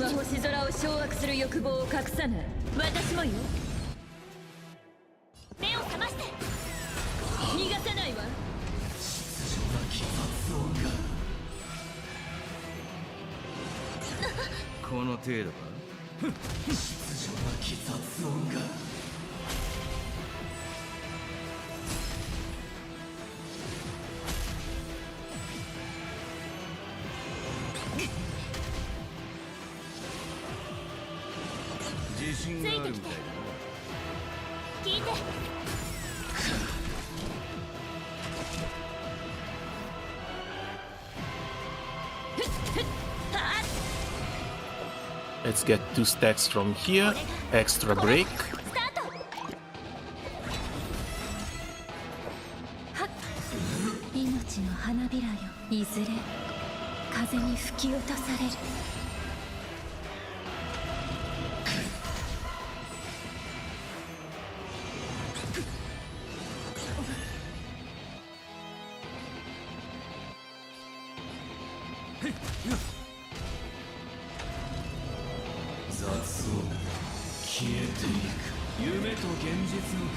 That's fine, we're shielded, don't care.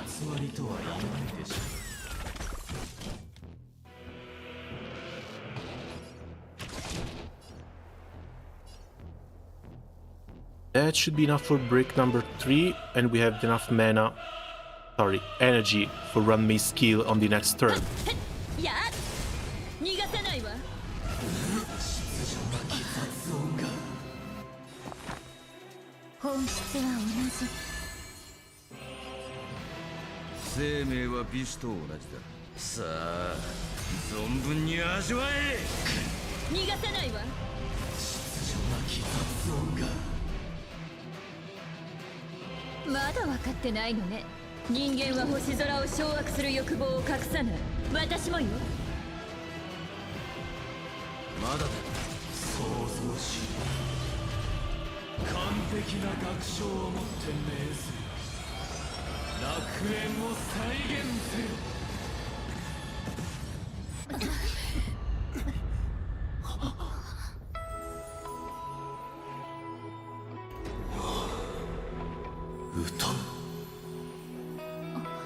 Yeah, did you really think your sister was just going to let you do this? 秩序の楽章の中にもう一つの声が現れた。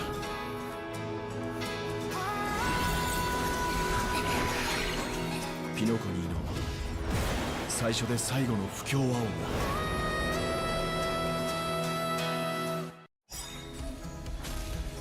Pick to use the Horizon's Echo from afar to attack enemies. Wait. Was that the Astral Express? What the 兄様に聞こえているのはみんなの心の声よ。ここは彼らの望む楽園じゃないの。です。人々は依然として進むべき方向が分かっていません。私は空に輝く唯一の星となり、彼らを導かなければ。その星があるのが永遠に孤独な闇夜だったとしても。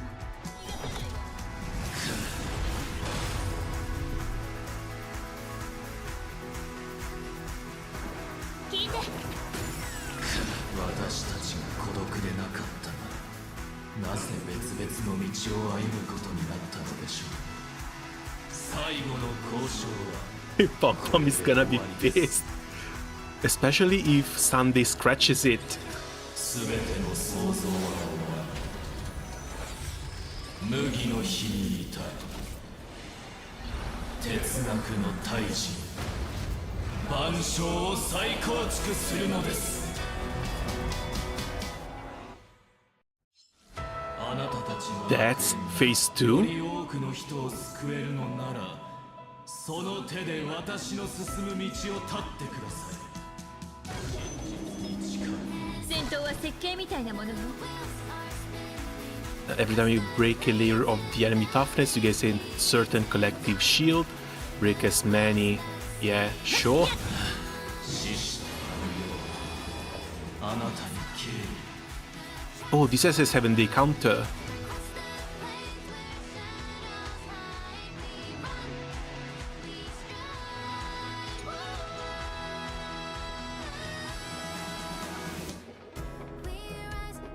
これが私たちの戦慄コラボスタート。 And they're also giving this boss fight something that the last two really missed. A proper soundtrack. いずれ Again, one of the hypest moments from Star Rail was the Cocolia fight, and half the reason it was that hype was because of the soundtrack. 私がリードする。目を覚まして。7日の正論をもって汝らに命ずる。 Birthday Grand Value. We got 7 brick shields to go through. Pretty sure I don't want to find out what happens when all 7 go by. 生命はさあ存分に味わえ。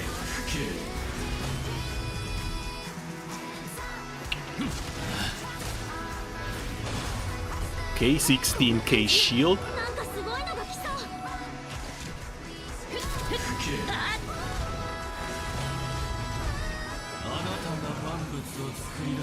The 6-day Grand Meaning.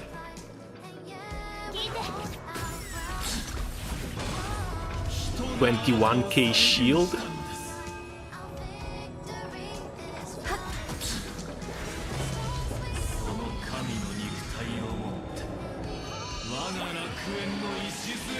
Is that Ena's own finger?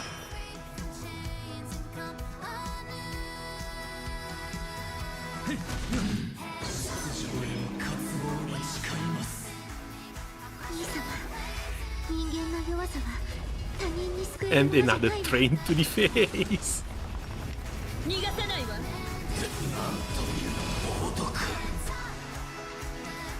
目を覚まして。あんたのために用意したのよ。やっ。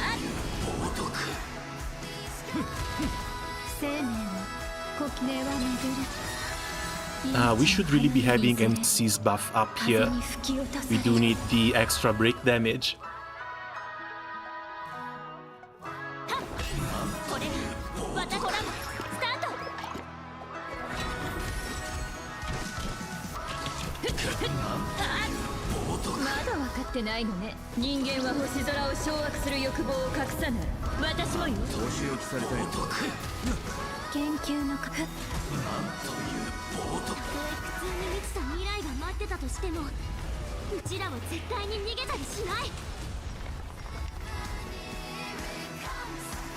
It's a little bit sad that the train doesn't even seem to do that much damage. It's like 52k. よく見せて。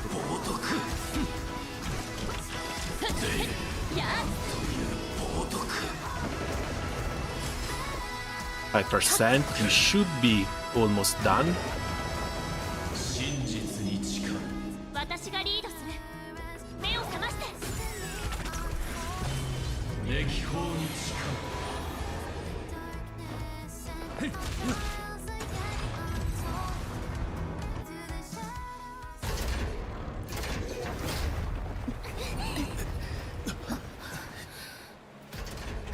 なぜ生命体は眠るのか。それはいつの日か。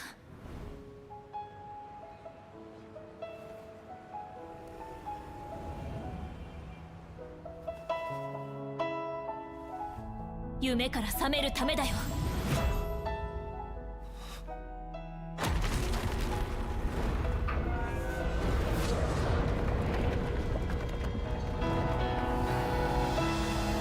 やはり夜は短すぎる。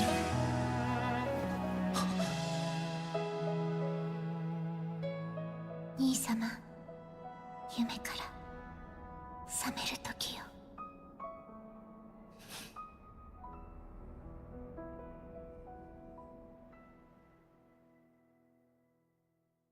Absolute cinema. 2158期 No notes.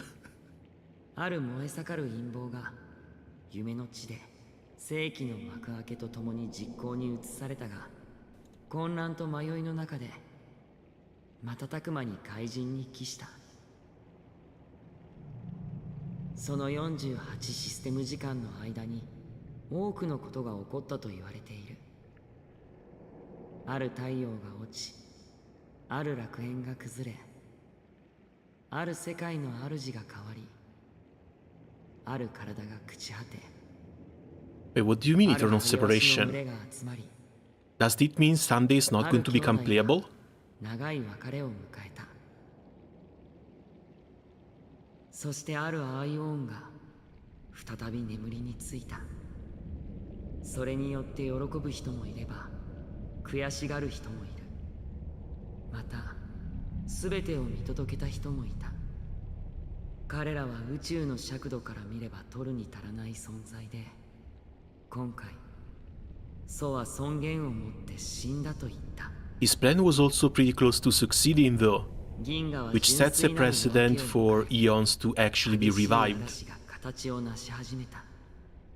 全てを琥珀の王に捧げようという声はますます高まっているが、人々がどれだけ見つめようとクリフォトに巨大なハンマーを振り下ろさせることができるのは時間だけ。それは永遠に止まることなく繰り返される。今回の請求列車の物語はひとまず終わりを告げた。しかし時間は前に進み Now this feels like a proper ending. 新たな章の幕を開けようとしている。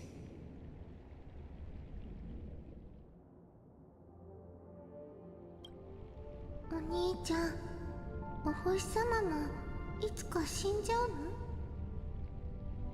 の？どうしたんだい？急にそんなことを聞くなんて。だってあの小鳥の形をした星座が少し暗くなった気がして、ハードイグル座？ああ、あれはハードイーグル座だね。大丈夫、あの星座はまだあそこにあるから。ただピノコニーからだと春と夏が交わる時にしか見えないんだ。でもさっきの質問の答えは僕は星も人と同じように死ぬと思う。 And they also take just billions of years to do so. 知ってるかい？どの星の光も今のものじゃないらしいんだ。僕たちが見てる星空はずっと前に星が放った光なんだって。その光は星が死んだ後も数百万光年の旅を続け、数百万年の時をかけて他の世界の夜空を照らしてる。僕たちの楽園にも同じように光る星が一つある。その星が照らす時間は永遠。その名前は幸福だ。違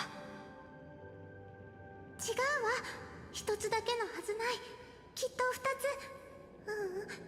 空いっぱいの星に決まってる。そうだね。お兄ちゃん、指切りして。わかった。指切りで約束しよう。僕たちの理想はどんなことがあっても変わったりしないって。約束よ。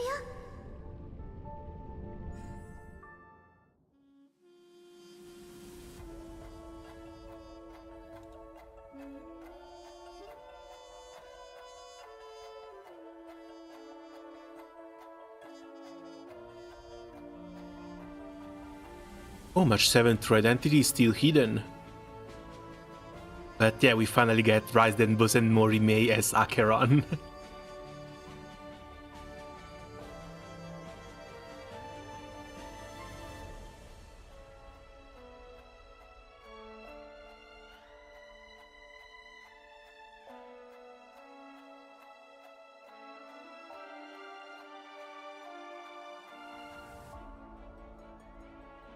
In loving memory for Rosalina Genestella, ex-surveyor aboard the Extra Express, and a young scholar bringing with enthusiasm and curiosity.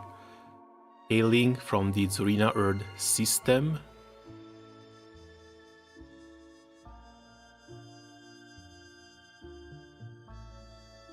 Oh, this is the backstory for these characters. Yernan, former guard of the Extra Express and an outstanding gunslinger.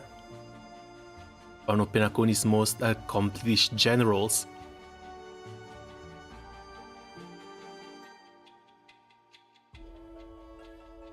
Mihail Charlegwork, of course, the watchmaker.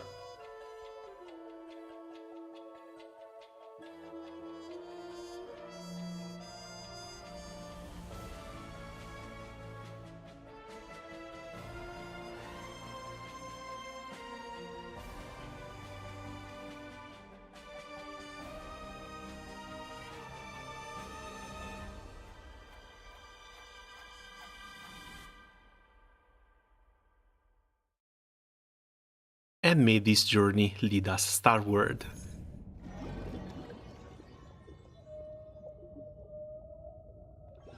We're back in the Dream Realm.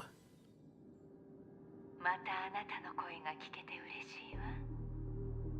今回の宴の最大の黒幕として勝者になったの。 Oh, of course, they have to set up the next patch now. わざわざからかうために電話してきたのかい？まさか。ただ今回も負けなかったことを残念に思っているだけ。たった一人で狼の巣に入り込み、ドリームリーフの真実を掘り出した上、あの準備の騎士の助けを借りて無事に帰還するなんて。はあ、それとあなたが開拓のお友達から手に入れた録音だけど、この賭けで最も価値のあるリターンになったわよ。でもそれを勝ち取る代償として奇跡を一つ失うのはちょっと高くつきすぎね。ついさっきダイヤモンドがあなたについての会議を開いたわ。予想通りだね。それでダイヤモンドは僕を降格させるつもりなのかい？それともこのまま銃の赤心から追い出すつもりとか？せっかくの機会だからかけてみたらどう？いいだろう。じゃあこっちは彼が僕を P46 に昇進させる方にかけよう。それで何をかけるの？本気でやるつもりかい？それなら何もかけたくないな。君が相手じゃ何もかも失うことになりかねない。Argenti just being a hero passing by. We don't even know why Argenti was here. Apparently was just here on vacation. この命をかけよう。面白いじゃない。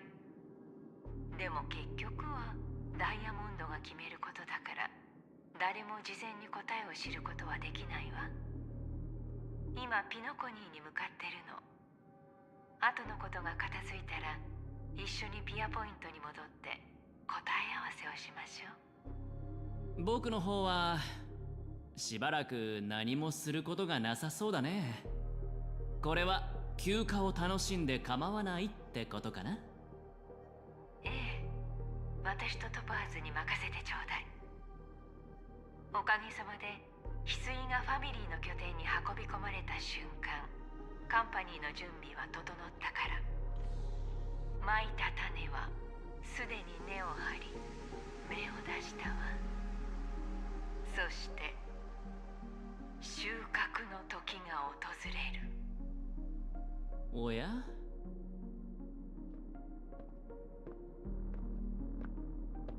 今日はこの辺にしておこう。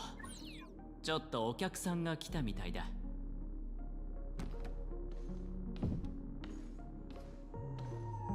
あ、今日は珍しいことが続くな。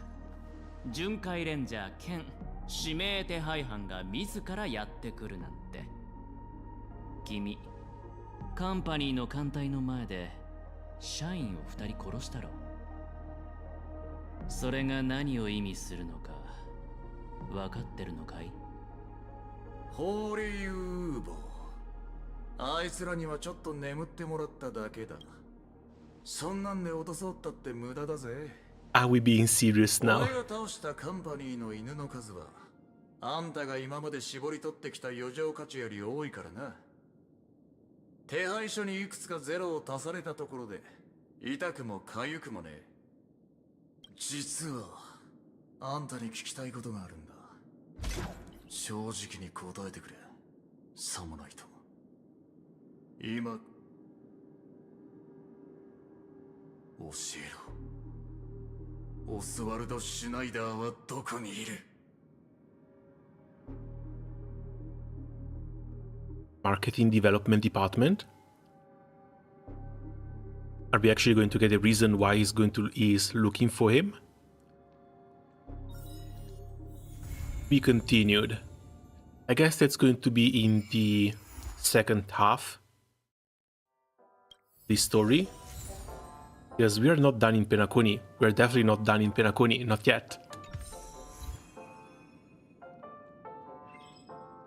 Boothil NVA did a great job voicing the PG-13 casting. Sadly, that doesn't translate to JP. Yeah, that's a little bit sad then. Because again, the PG-13 casting is honestly quite funny. Oh, Miss Asset, my dearest festive superstar, how have you been recently? Message from ID indirectly. Your performance at the volume was so spectacular, it broke our festival viewership record that endured for half an Ember era. As a token of admiration, we prepared a special gift for you. Unfortunately, this gift just caused an incident and we really need your help. Do you have time to come along? What sort of gift is it that it can cause an accident?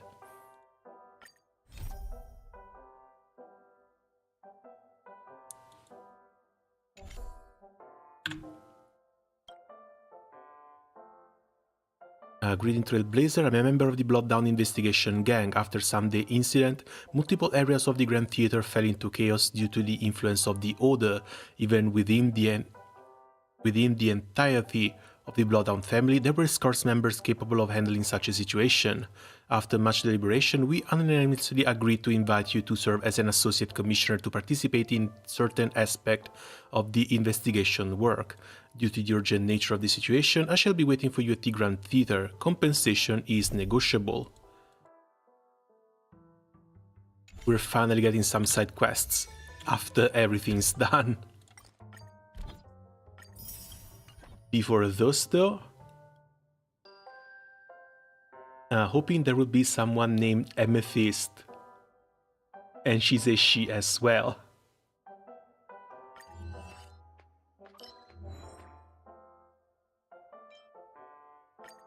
I think there were some hints at which the other members of the 10 Stone Hearts were, but I actually don't remember. Let's see, databanks, factions. We actually get the Stone Hearts here.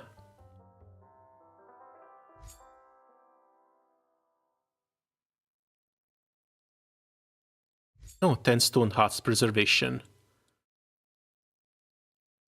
Among the myriad of IPC departments, the Strategic Investment Department is responsible for being visionaries.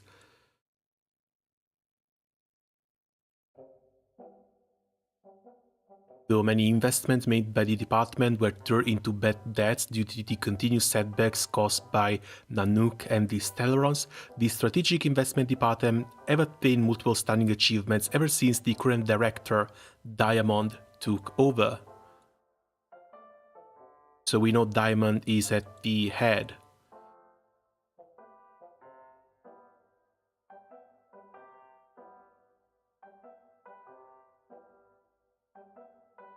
Everyone who takes part of the 10 Stone Hearts gets given a stone for their identity, a cornerstone.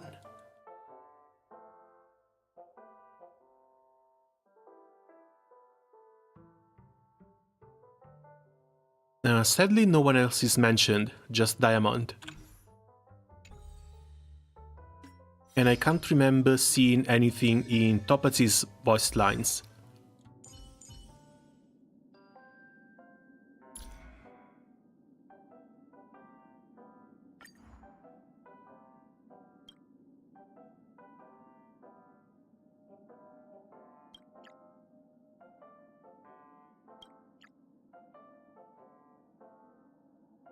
Reportee Jade, we already know who Jade is, even got a picture of her.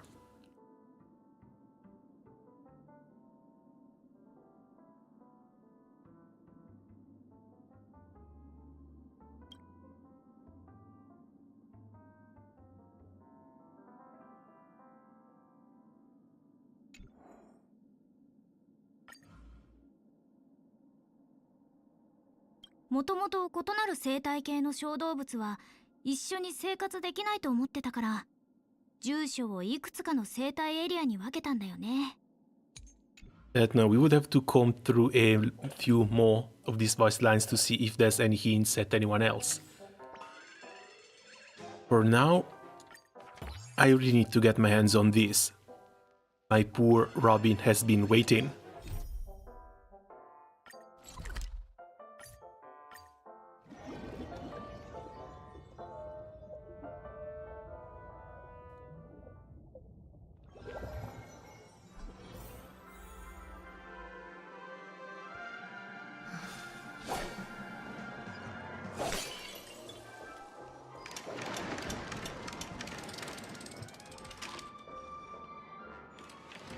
But I also just noticed the hour.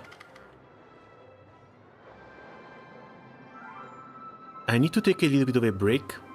Maybe more quests in like a couple of hours. In the meantime, thanks a lot for coming by and joining me through the end of the storyline here. And as always, see you guys around soon. Have a nice day. Ciao.